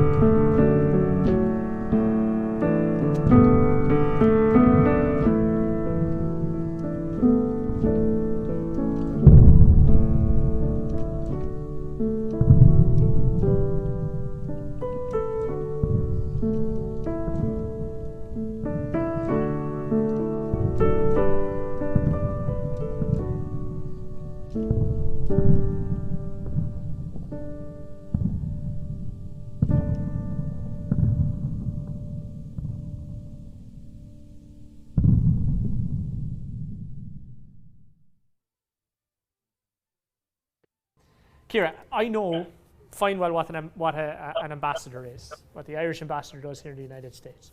I have less of an idea what a consulate general actually does. Can you tell me a little bit about that? Sure. So yeah, I'm Ciara O'Flynn, Consul General here in Atlanta, and our consulate represents Ireland throughout the Southeast US. So we have 7 consulates dotted around the country, and our mission really is to be an extension of Ireland's representation in the US, really focused on our region. So for us in Atlanta, it's really to focus on the Southeast, to focus on the links that Ireland has with the Southeast US, the special character and relationship there and what makes the Southeast special, and do what we can in the interests of Ireland, but also in the interests of the region that hosts us, for all of our benefit and for all of our citizens. So just a small job then? It's just a small job, yeah. You can tell me the truth now, but did you have any idea where Charlotte was or what it was before you took the job? I did. There's definitely name recognition with Charlotte, I think, as a city. I would say I've actually, and even in doing a bit of research before this interview, in case you quizzed me, I've been surprised at just the depth of the relationship between Ireland and Charlotte, the economic relationship, all of the Irish companies that are so active in Charlotte and around Charlotte and throughout North Carolina, I know as well. The hospitality industry, the Irish community, generations that came. I was about to say older generations, but I don't want to offend anyone. People that came over the last few decades, and then people who've come more recently. And of course, you know, the many Irish Americans with Irish heritage links. So that's been a real pleasant surprise to find out how strong the Irish connections were, I must say. And you know, really looking forward to being able to visit Charlotte, I have to say, to meet people in person and see it for myself up close. It's wonderful to hear that, Ciara, but open the playbook for me here a little bit. Yeah. How do we in Charlotte, with all the energy and ideas, and how do we actually make something like this Charlotte Irish American Centre happen? Yeah, well, I think you're going about it in the right way. You know, for example, going through some of the official Department of Foreign Affairs funding streams, getting into the system, so to speak, getting that name recognition, you know, building up the credibility that you already have as an organization who's committed to this in the long term. I think that's definitely the right way to go about it. Bringing all of the organizations together, you know, all working towards a common aim, that's another strand that I think is really important. And I know, you know, I've seen the list of all of the organizations that are involved tonight and all of the people speaking. So you're already doing that. You know, I have to say in the consulate, we are mentioning you and the Charlotte Irish American Centre to others in the region as an example of what can be done and what could be done in terms of bringing people together around a common aim, and then envisaging the centre as, you know, something for Irish culture in the broadest sense, as something that brings people together, something that brings other parts of the Charlotte community into the fold, so to speak, that interacts with other parts of the community and is of value to the city of Charlotte and to the region as a whole. I think that's what's really going to give it the longevity that you're already planning for. But I have, as I said, we're holding you up as an example, so we have great hopes. Yeah, no pressure. But we really look forward to having the centre there and having the centre to work with. You know, from the consulate's perspective, having that would really give us an anchor in Charlotte and in North Carolina to be able to bring people to, like I said, you know, the trade delegations, the artists, people like that, to just have a venue and a destination it'll be amazing when it's done. And, you know, again, having met you all, seeing the production tonight, everything you're doing, I have full faith, 100% confidence that it will come to fruition, and we'll be there throughout the steps to help and support and publicize however we can. Well, Ciara, I hope in your term in office that you can come up here and cut the ribbon for us yes. at the Charlotte Irish American Centre. But listen, for your time today, your time this evening, the work, the effort and everything that goes in, and I'm not forgetting it's Irish taxpayer money that's actually helping us put this on. So I want to thank you from the bottom of our hearts. Thank you. And there's a lot of the Irish community here that are very grateful for all of that. So thank you so much for the time, and it's been great talking to you. Thank you. Yeah, it's been great talking to you too. Thanks for for involving us in the event, giving us the space to talk to everyone, and I'm looking forward to following the rest of the evening and seeing the performances. It looks brilliant. So congratulations and happy St. Patrick's Day for the next week, and I look forward to meeting people soon, hopefully. Brilliant. Ciara, thank you very much. You're I welcome. just want to thank Ciara again. It's really exceptional what they do for us and all the expats here in the Southeast. But listen, I'm a man of my word. I promised you earlier on there would be more music from the Wolf Tones, Derek Warfield and the Young Wolf Tones. As I've said before, the sound of a generation, and you're not going to want to miss that. But just before that, I am proud to present what is the world premiere of a song written especially for this festival. Damien McCarthy from Limerick, who is performed with us in 2019, we're very glad and happy to introduce an original song from Damien McCarthy.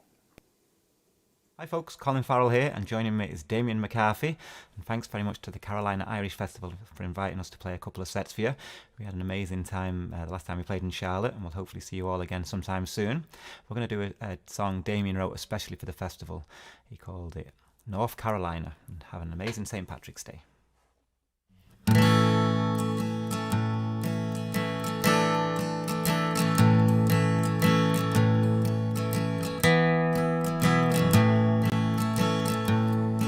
thought of hell over you, like nothing we've seen, like some low-budget movie. But somehow I was really here to all stay at home, had to all keep my distance. Lord knows it ain't easy to hide out alone. North Carolina, I'll see you real soon. Just a little bit more of the right thing to do, and we'll get to hang out as long as we can. Yeah, we'll see you in Charlotte when we come back next year.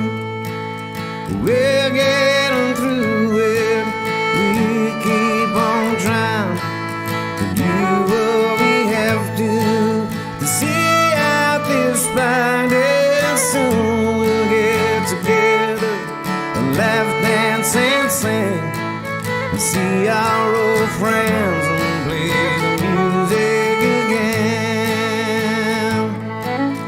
North Carolina, I'll see you real soon. Just a little bit more of the right thing to do, and we'll get to hang out as long as we can. And we'll see you in Charlotte when we come back next year.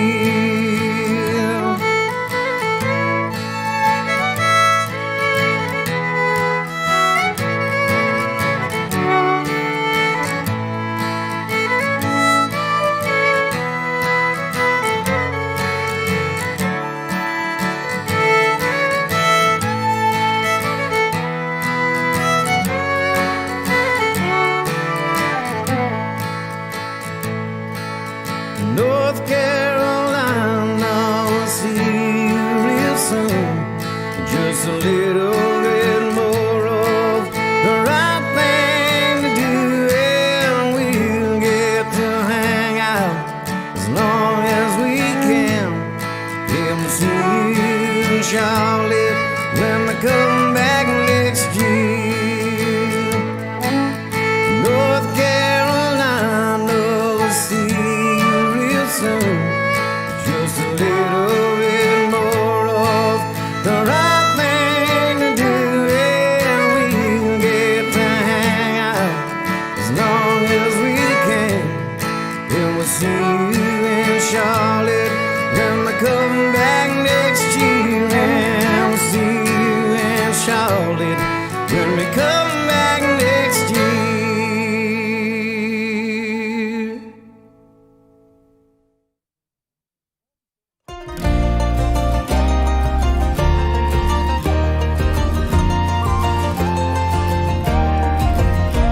I was 18 years old when I went down to Dublin with a fistful of money and a cartload of dreams.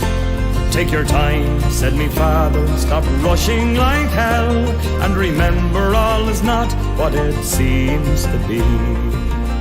For there's fellas what cut you for the coat on your back, or the watch that you got from your mother. So take care, me young bucko, and mind yourself well.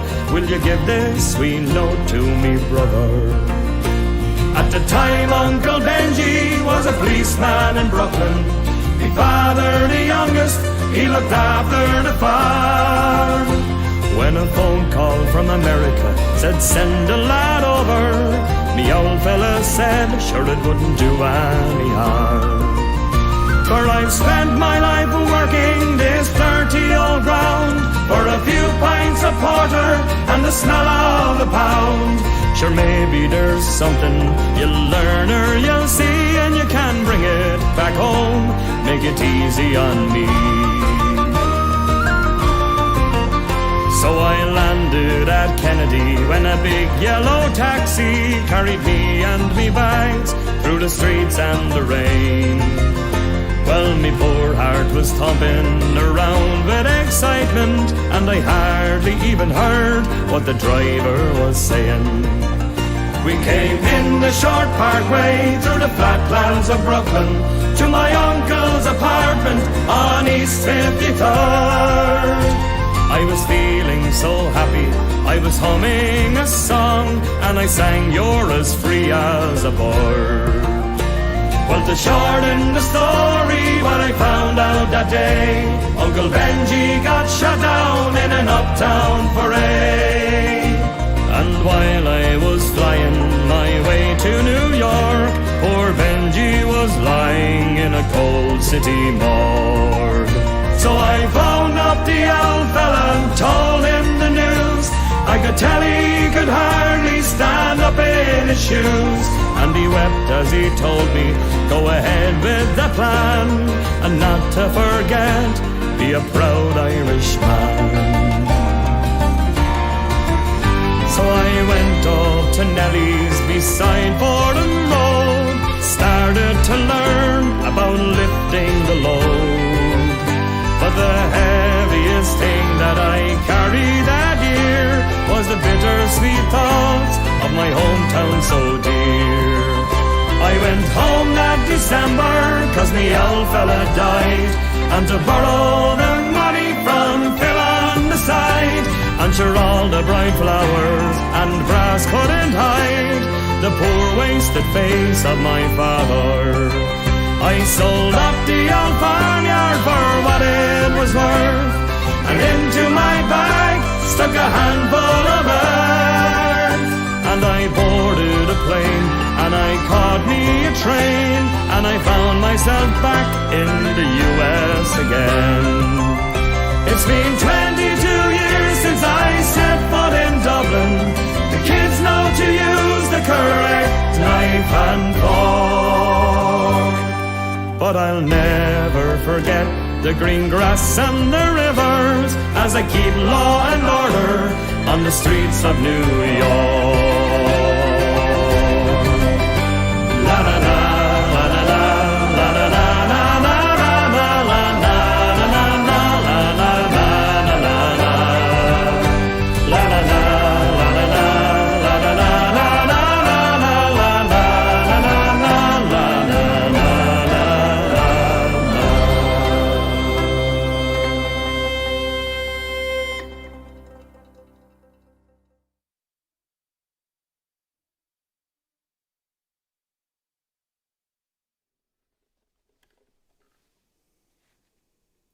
Like I said, sound of a generation.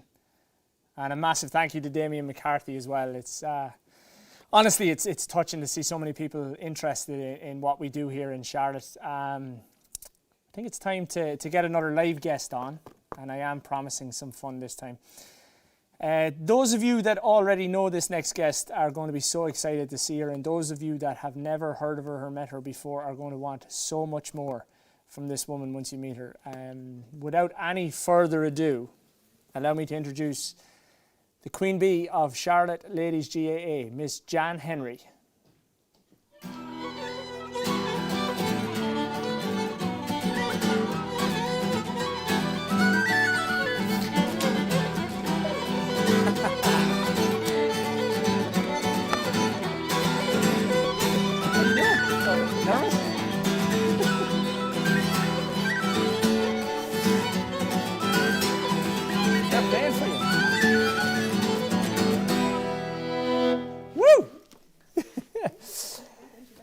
Jan Henry, how you doing? I'm doing well. It's great to see you. You telling me the truth? You nervous? You excited? No, I feel great. I've talked about this a lot. So yeah. Well, speaking of which, you are, I suppose, one of the OGs, which you didn't know what that meant earlier on. Oh, gee, I was worried what that meant. Original gangster. No, it's the original gangster. But of the Charlotte Ladies GAA team, which has turned out to be a great story, but was always like that. Welcome to Tiber Connolly Workman's local pub. My name's Scotty. I'll be taking care of you all this evening. Can I interest you in our daily specials? We're all right. You're all right. Well, we have some great specials though this evening. I'll tell you what. 2 waters. Some drinks. 2 waters. Just 2 waters. Two waters. Okay, I'll be Appreciate right back. it. Yeah, absolutely. Anyway, so Did you, at the beginning of the Charlotte Ladies, what was it like? The very start was a mess, a wonderful mess. None of us knew how to play the game. That's your original team, That's, right? I'm the one with the sexy legs in the center, so just in case anyone needs a leg model, I'm taking calls. I think that's the right way to say it. But no, we had so much fun. This is 2007. We had so much fun, but we weren't good. We actually were the Hello. worst team. So this is so much better than water. You'll really enjoy this. And the daily specials? No, we're good. You're good? Yeah, Okay, well, I'll yeah, check back with you in just a little bit. We got a little something going on. Henry. Thank you. So we were the worst team, honestly, the worst Gaelic football team. But we had a lot of excitement. We loved the club. The men were accepting of us in the bar. I don't know that they were accepting of us as players and as a team, because we were pretty bad. No. Yeah, we were bad. We were horrible. Yeah. Did you ever dare to dream? Was it possible to ever dream that maybe you might compete at a national level, even a junior or whatever? 2007, no. 2008, when we started to get some more serious athletes in, it was very, very clear that we were going somewhere. I knew it because I was with them for so many years, that something great was going to happen. We were going to pull together a very solid team, because I had seen athleticism and strategy like I'd never seen it before.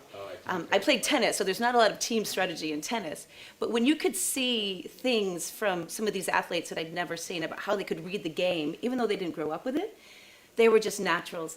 Beyond being able to be strategic and see the game, it was the cohesiveness and the team feeling of how close they were. They had each other's backs on the field, and they had each other's backs off the field. So it was that closeness and that whole feeling that they were a family and were very competitive and were very determined. That was impressive. And it kind of developed into a pretty cool story, right? Very cool story, yeah. And I believe we have a little clip to show you guys at home that kind of encapsulates some of that story, right? We sure do.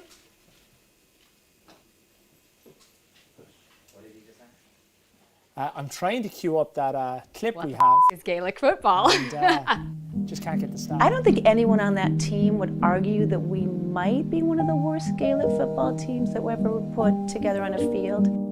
It can't be underestimated what Charlotte is actually doing. They've taken local talent, American talent, but then taught them Gaelic football. And then they put them on a field against a team of Irish girls who've been playing since they were old enough to kick a ball. Once I found out that teams were bringing Irish girls over specifically for the tournament, personally it was, I'm definitely going to beat them at their own game. I'm going to beat these Irish chicks at their own game that they've been playing since they were 5 or whatever. She can go somewhere with the ball, but she's not going very far, and if she does, she's going to feel it. Like, I'm gonna hit the shit out of her. Properly, open hand. One shot, now the future is yours. Go! I'm turning dreams into This is the pinnacle of the sport that you're playing. It does not get any higher. Don't let her in, don't let her in. Block. Oh. The last 5 minutes was kind of crap because you guys decided you wanted to run with the ball more than pass the ball. Now this becomes you and you.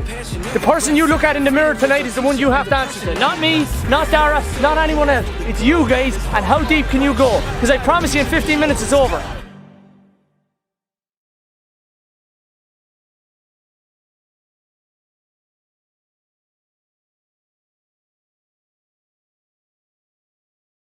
Right. But I'm going to ask you, how did I know? I'm not going to tell you that.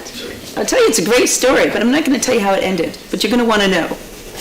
You are, and you're going to get the chance to know, guys. A bit of breakthrough news here. This trailer you just saw is in fact the trailer for a documentary that is going to be released. And I have all the information here. It's called Charlotte Who. Will be available on iTunes and Amazon on June 29th.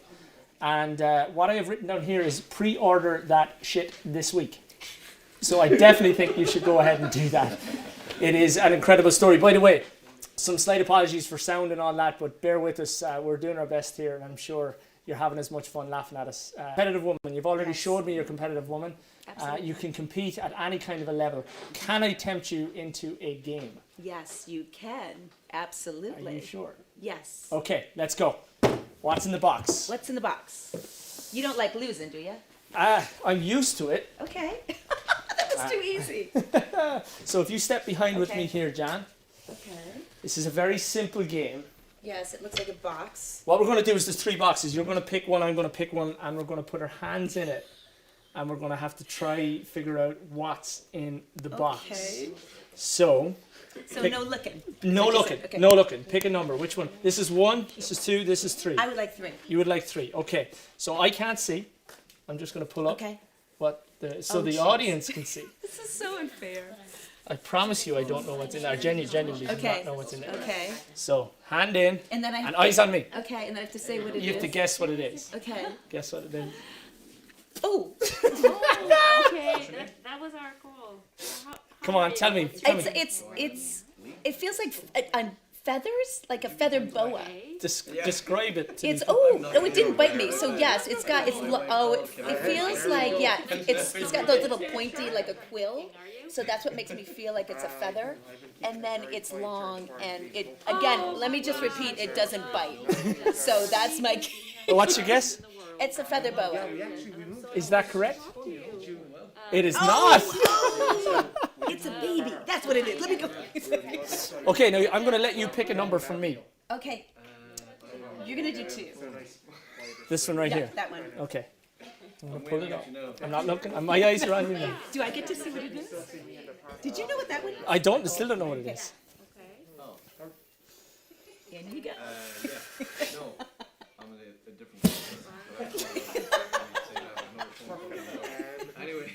It's cold and wet.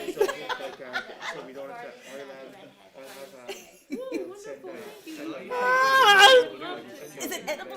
Oh, I really hope it's edible. Go deeper. I can't go any deeper. It feels like something unborn. This is disgusting. I'm going to go with like a cherry pie. Oh. Is it right? A cherry From the pie? movie? It is not a cherry pie, but I'm going to get a hint when I pull my hand out here. Oh! Now. Guacamole. Just have a little. Okay, so we've no points. Okay, no points. Okay. You didn't get a point, I didn't get a point. Right. But given you're the guest, Right. do I go for the last one and try get a point and win, or do you go for the last one and try get a point and win? You're funnier when you do it, so you're going for the Jan. Right. Why? Why? I've had eggs, I've had guacamole. I'll go for the last one. You want me to go for the last one? Yeah, go for You it. go for You go for the last one. rock, paper, scissors. Okay, Really quick. 1, 2, 3, go. 1, 2, 3, go. You go for the last one. Okay. Wait, oh. You gotta lift it right here, yeah. I don't think I like this one. I touched. Gotcha. Okay, it's not moving again. Oh! It was moving. I really appreciate it, and we love Linda. She is just amazing. It's amazing. I don't know what this. I don't like it. Describe it, Jan. It's like Martian trees. Oh, I don't know what it is. It moves without me moving it. I don't. Ooh, I don't like it. It's they're bones. It's bird bones. Bird bones? Is that your guess? Bird bones. It's weird. It's small dinosaur bird bones. It's not. It is not. It's Liquidambar styphicutia, commonly known as the sweet gum tree. Jan, it's that.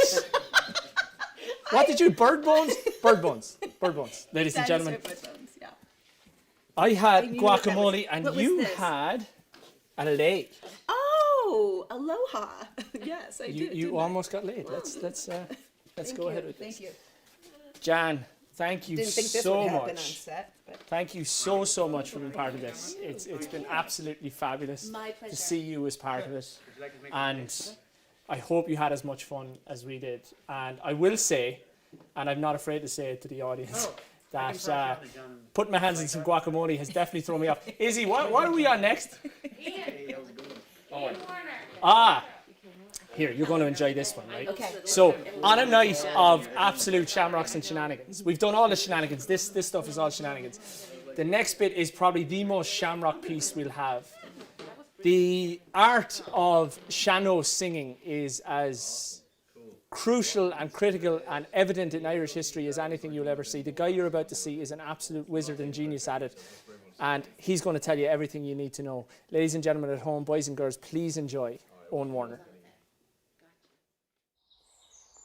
I'm delighted to be a part of this year's Carolina Irish Fest, and I'm coming to you from a beautiful spring woodland here on the edge of Galway Bay. I'm going to sing a Sean-nós song for you. Sean-nós singing is the oldest form of traditional singing in Ireland. Sean-nós literally means old style.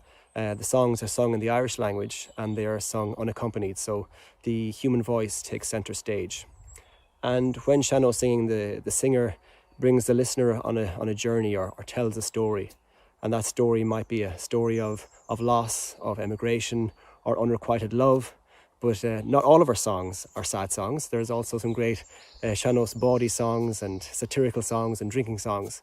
And today, St. Patrick's Day is a great day, I think, for celebrating the richness of our cultural tradition, of our amazing music and our amazing song. And although we often lament the fact that so much of our song tradition and music we lost during the Great Famine of the mid-19th century, and during that language shift from the Irish language to English language. But yet we saved so much. And this song I'm going to sing you today is a case in point. It's called Aisling Gheall, which literally means bright vision. And it was collected by a collector in 1912 in the West Cork area of Ballavourne from an old lady called Peggy Gunnahu. And except for that meeting, that song would have been lost to us. So days like today are a time to celebrate the richness of this singing tradition. So I'll give it a go for you. Aisling Gheall. Aisling Gheall, the loud dreamin' elmes go rouse, trelaug le shalmly skraus in glawn go shawin im wanner skraus geriacht le ram chri Sgwref no campi gawl gysgweloch agus glite mwyr me gosh lantiel bre baragis arali chelim gref chlawn nid en ishele fall gan wil Sbøyar hu hauldam gurjarkus mariakus gruig akin leg fjer fals daut Neget jaucht marne reltin nektet immeleshem go bar trig. Egus gwal bandroacht waren erglish is lofer redrum Maar de huwelijk schiem da kjachriner nacht gnette sagrua maar khair sbo yalli pip de van is dam khaydi Ingwelling is maul is mergo reiger shim a flur na var mal laid na dein shimarus maiden mem nahur hanig dish Da deuk sugrau and doing clown yenov Istame hashentuch insan ginyev gurgaron masmem skubaging shadim immer hoist manur veng rodet li.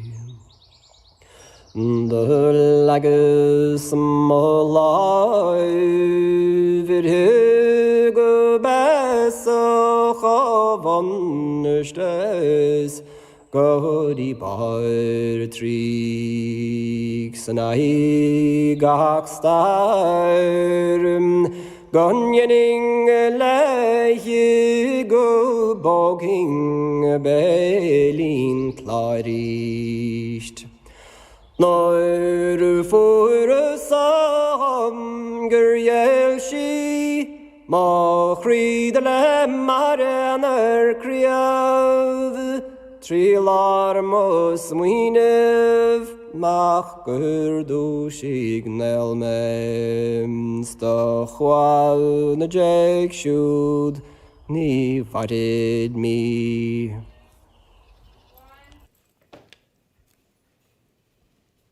Nearly there. We're getting there. We have a bit more to go. Listen, the number is up close to $5,000 now. Can I beg and plead and ask and borrow and steal and everything if you can get me to 6,000 before the end of the night? I promise you it is the energy from home that's driving everything we have here. There's a fantastic energy in here and we've had an absolute blast doing it. But all the talent coming in left, right and centre. But I need more money from you, so I'm going to give you something more. As you can see, there's some incredibly beautiful and talented people behind me. And I'm going to call on a Galway woman, Miss Pearl Laverick back here. Pearl, we want to give away a gift card. Where do you want to give it to? I'll go with the Broken Spoke. The Broken Spoke? Yeah. Okay, wonderful. The Broken Spoke, I believe, is up in Noda. Noda, right? Noda, and they do some fantastic vodka and whiskey. They do an Irish whiskey made in North Carolina. It's incredible. How much do you want to give them? 50. $50? Yeah. $50 gift card to the Broken Spoke to the next caller in that gives us a $20 donation. So anybody that calls right as I'm saying this can give us a $20 donation. And from the bottom of my heart, guys, I can't thank you enough for being involved in this so much. We've really enjoyed everything that we've done, but we've got some amazing stuff. Stick with us. We've got some big names and some amazing performances still to go. But one of the main drivers we have of this Carolina Irish Fest, one of the main drivers we have to build a cultural centre is the GAA here in Charlotte. And not so long back, I met with the current chairman, David Flanagan, an expat who's based over here in Charlotte, and he had some very interesting stuff to say. So enjoy the next bit with David Flanagan. Dave Flanagan, let's start from the top. Congratulations, newest chairman of the Charlotte James Connolly's GAA. Yeah, newest and best looking and youngest, I think, except for all the other good looking and younger ones. Well, like mine, your accent is a little bit east of here.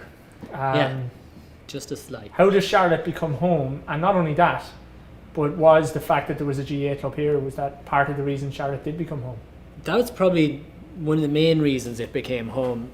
So when the company I moved over here with, I signed a 2-year contract, and I initially was like out after that. Like I was in for 2 years, out off to Australia or something. Came over here within my first 2 weeks. I played a Connolly Cup, almost died because I was playing on one of those Astro fields. I think I lasted 5 minutes. Then I was in heat stroke stage, lay in a bath of ice for the rest of the day, and I just then. That was it. You were in love. Yeah, I was like done, sold. Yeah. So yeah, that's kind of how it happened, really. And then obviously I met Farron, and I was here forever. Then you're punching above your weight ever since. Yeah, God, I'd never scored lucky anywhere else like that. But I suppose, Dave, how does Charlotte, having won a couple of national championships, both men and women, how do you define success as a club? For me, winning's always like great, but I think success is almost like an economy in a way that it keeps growing and growing, but it grows healthy, it grows sustainable, and to the point where you can have a chairperson who's like really well respected, like Jan or Sean, and they can just step away and it will still continue to succeed. I think that really determines, and that's as well for players. Like, players can step away, but more players will be there, and you're able to just step back and enjoy it then and see it continue to grow. I think that probably is the best definition of a healthy club for me anyway. Well, you may or may not have thought about this next one, but I suppose the reason we're kind of sat here chatting and the reason this particular project is in existence is the hope that someday we'll run out onto a field that is the Charlotte Irish American Centre. Hopefully you and I are still able to run at the time. It'll happen soon enough to do that. But in real terms, how does that, if that vision became reality, how does that change day-to-day life for Charlotte GAA? Well, right now, we've played on the same fields for the last 3 years, and at the end of the last year, because of coronavirus, how the fields are managed switched over, and the new people who are managing it told us initially that we can't play on fields June and July, which is they're right before we are build up to nationals. That's when we have Conley Cup. That's when a lot of our season takes place. So every year we've always got that on the back of our mind that we don't have somewhere set. Somebody somewhere can just change a mind, or a person who we're dealing with can change roles, and suddenly we're back to square one with no fields and we don't know what to do. And essentially without a field, it's impossible to do what we do without a field to play on. Do you think, Dave, too, that the likes of an Irish Centre would help you build a youth programme or recruit or get people maybe who don't know about GAA to actually know some more about it? Well, having a home base, I think that's ultimately what it boils down to. Like, having somewhere that people know that this is where it is, this is where things go on. You can go to watch a game, you can go to hang out, you can go training there, you hang out after training, whatever it is. But it's building that community, but it's based on one place. Like, it is great. Now ultimately it's based on the people that are there, but to know that venue is in existence, that hey, we're going to do this, we're going to do it at the Irish American Centre, the fields are there, that's where we're going to do it. We know that ahead of time. My home club back in Ireland, there's a church, a road, a school and a football field. There's one house, and it's actually the priest's house. The road is pretty essential there. The road is essential, to get from the church to the football field, pretty much.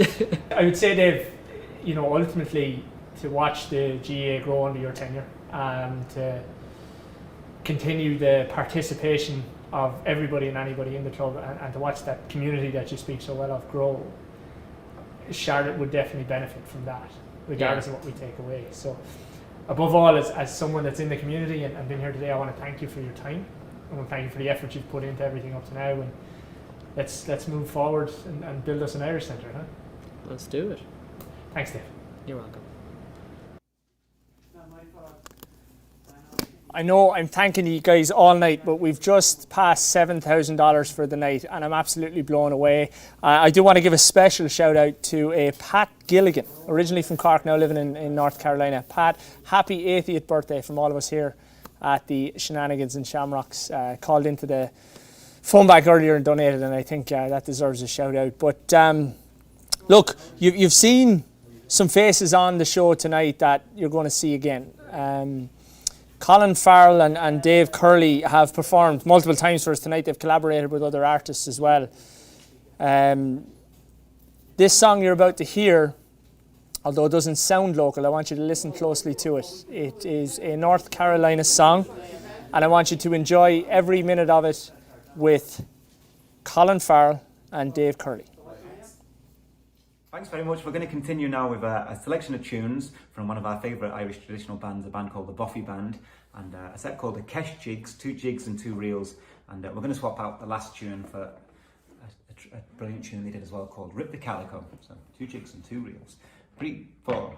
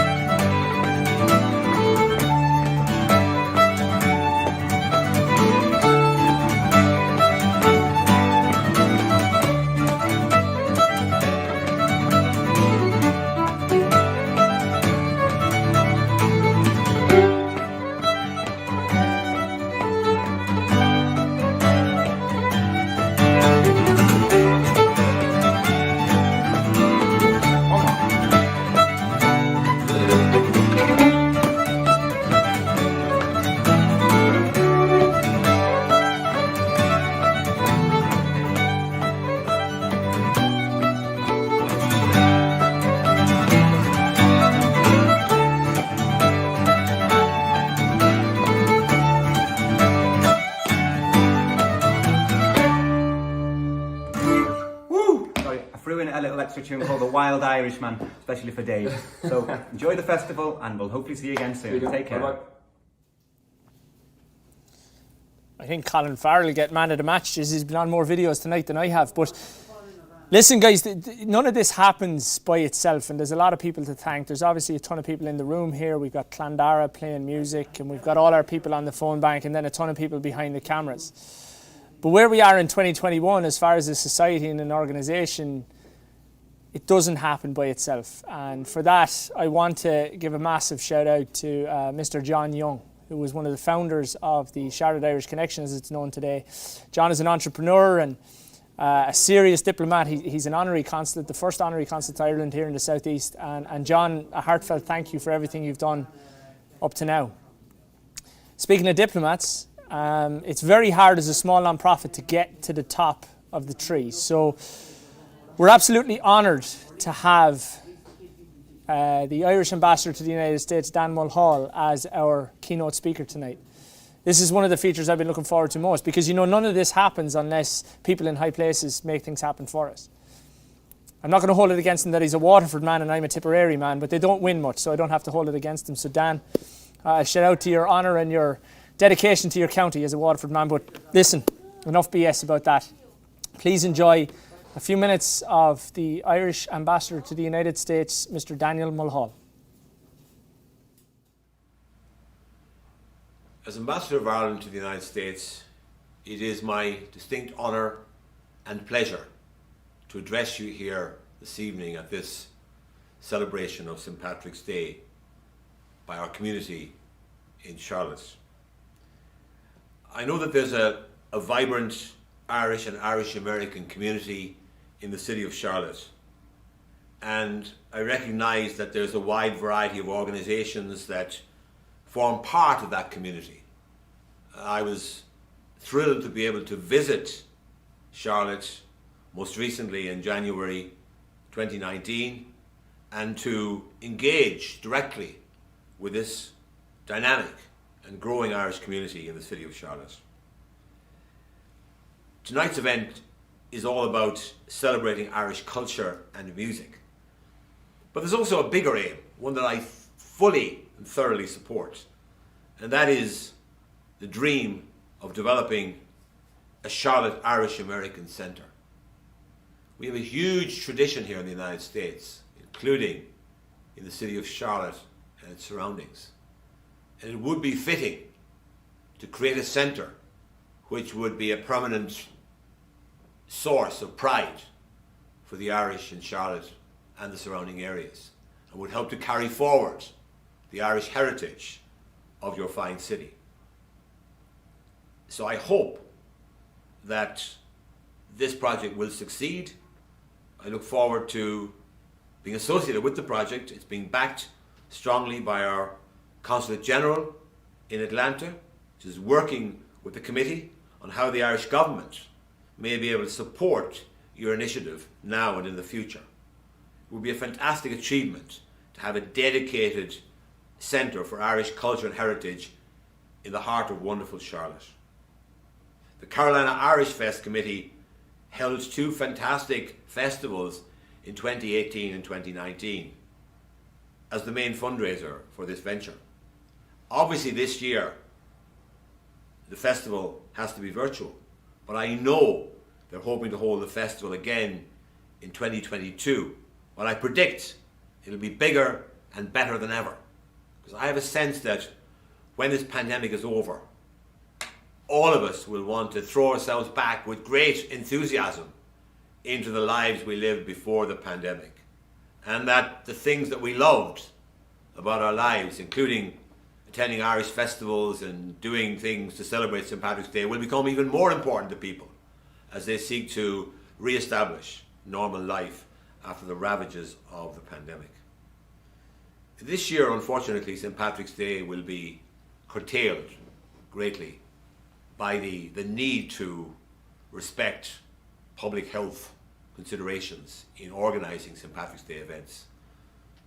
So, for example, the traditional visit by An Taoiseach to Washington DC this year will be virtual, but we will aim to have a significant, a substantial marking of St. Patrick's Day, and then we look forward, of course, to 2022, when St. Patrick's Day will be able to be celebrated all across America, including in Washington DC, including in the White House, in the time-honored fashion. And no doubt, when we next have an in-person St. Patrick's Day in Washington, it will be a special occasion because of the presence in the White House now of the proud Irish American Joe Biden. President Biden is the most Irish president of these United States since John F. Kennedy. Moreover, he has been publicly proud to exhibit his Irish identity over the many years of his political career, including during his campaign for the presidency last year. So for the embassy, of course, we relate to whatever administration there may be in Washington, but it will be a matter of satisfaction to us to be able to connect with a president with a proud Irish-American heritage and his team in Washington, D.C., and we will do everything we can in the coming years to further deepen and develop the unique relationship that exists between Ireland and the United States of America. So Ireland's had a tough year, like the rest of the world, in dealing with the coronavirus. We've come through it, but only at the cost of too many lives, as here in the United States. Huge economic cost has also been incurred. And the recovery is going to be challenging for everyone. We don't know when the recovery will go back to full pace, but there's every determination and every confidence that we in Ireland will be able to bounce back from the economic ravages of the COVID pandemic. But that, of course, will require a further deepening of our already unique economic relationship with the United States. And we will also need the support of Irish America. We hope that, having missed out on going to Ireland last year, as soon as conditions permit, that vast numbers of Irish Americans will want to go to Ireland to rediscover the delights of our country, which have been closed off to many people this past year on account of the coronavirus situation. So I wish all of you in Charlotte the very best for this virtual St. Patrick's Day. I look forward to getting back to Charlotte again in the not too distant future. It's a place that I really enjoyed being in a couple of years ago, and I yearn for the day where I can go back there again. But meanwhile, I wish you all a happy St. Patrick's Day.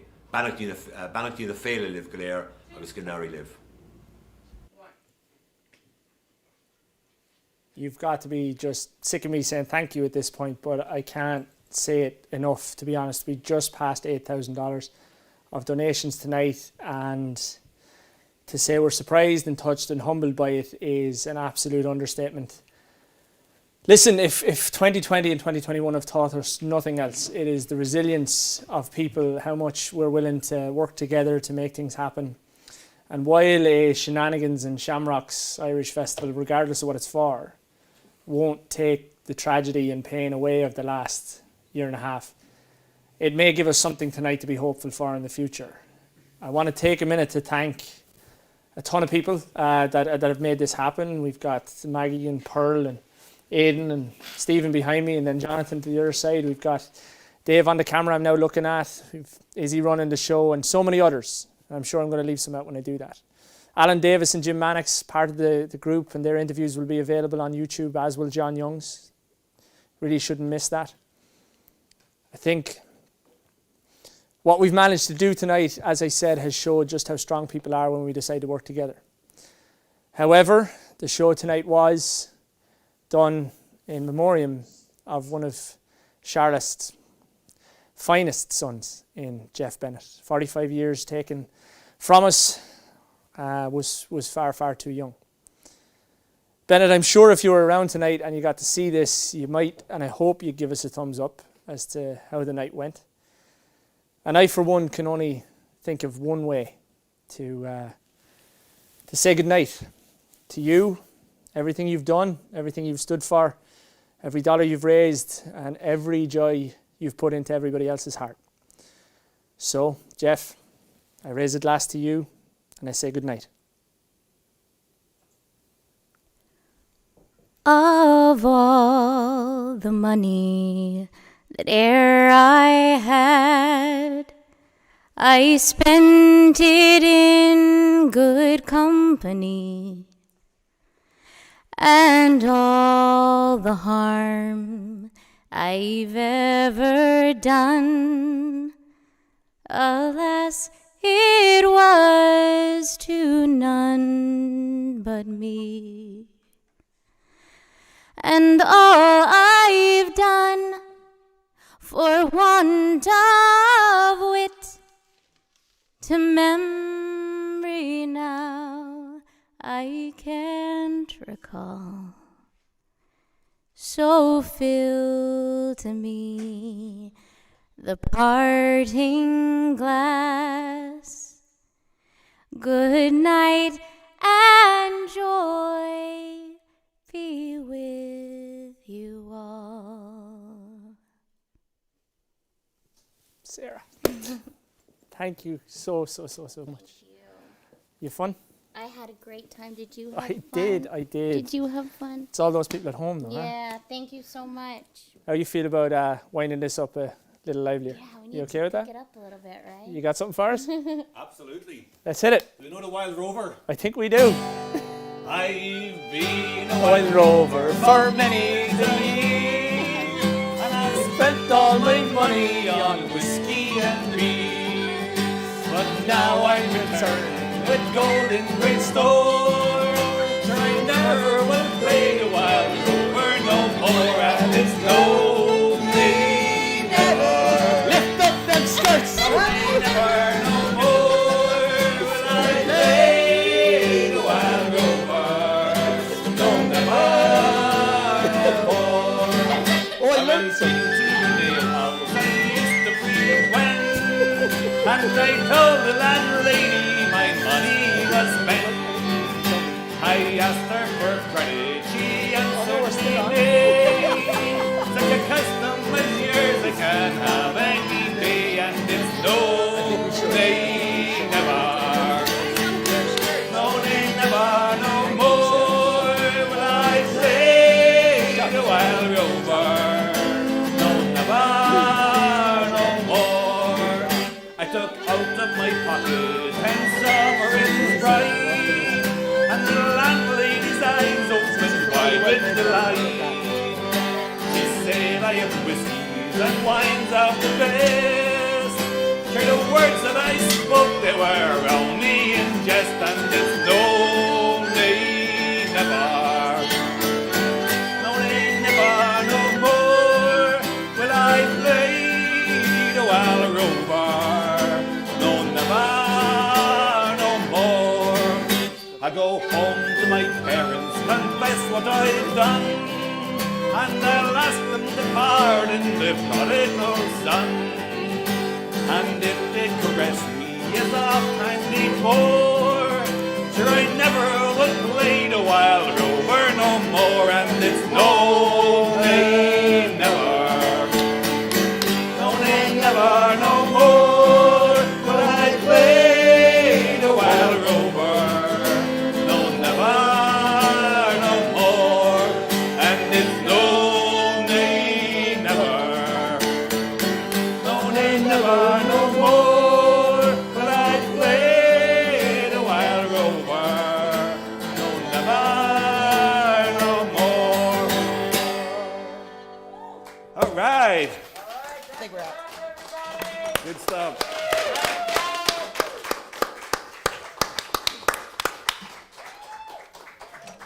You guys want to play another song, right? Absolutely. What's there, are we on? We're not on, right? Okay. Good. Oh, good. Good, we all play in the same key now. What do you want to hear? What do you want to play? Tripping up the stairs. Why don't you give us one? Song? Okay. What did you sing for the Bloody Sunday? Oh my gosh. What's that? No. What about I Know My Love? Okay. See? What, yeah, see. I know my love by his way of walking, and I know my love by his way of talking, and I know my love in his jacket blue. And if my love left me, what would I do? And still she cries, I love him the best. Yeah, it's a little high. Do A. I know my love. That's really high. It's even higher. G. Da da da da. I know my love by the way he's walking, and I know my love by the way he's talking, and I know my love in his jacket blue. And if my love laughed at me, what would I do? And still she cries, I love him the best. Is that F? Sure, I think it's F, yeah. G.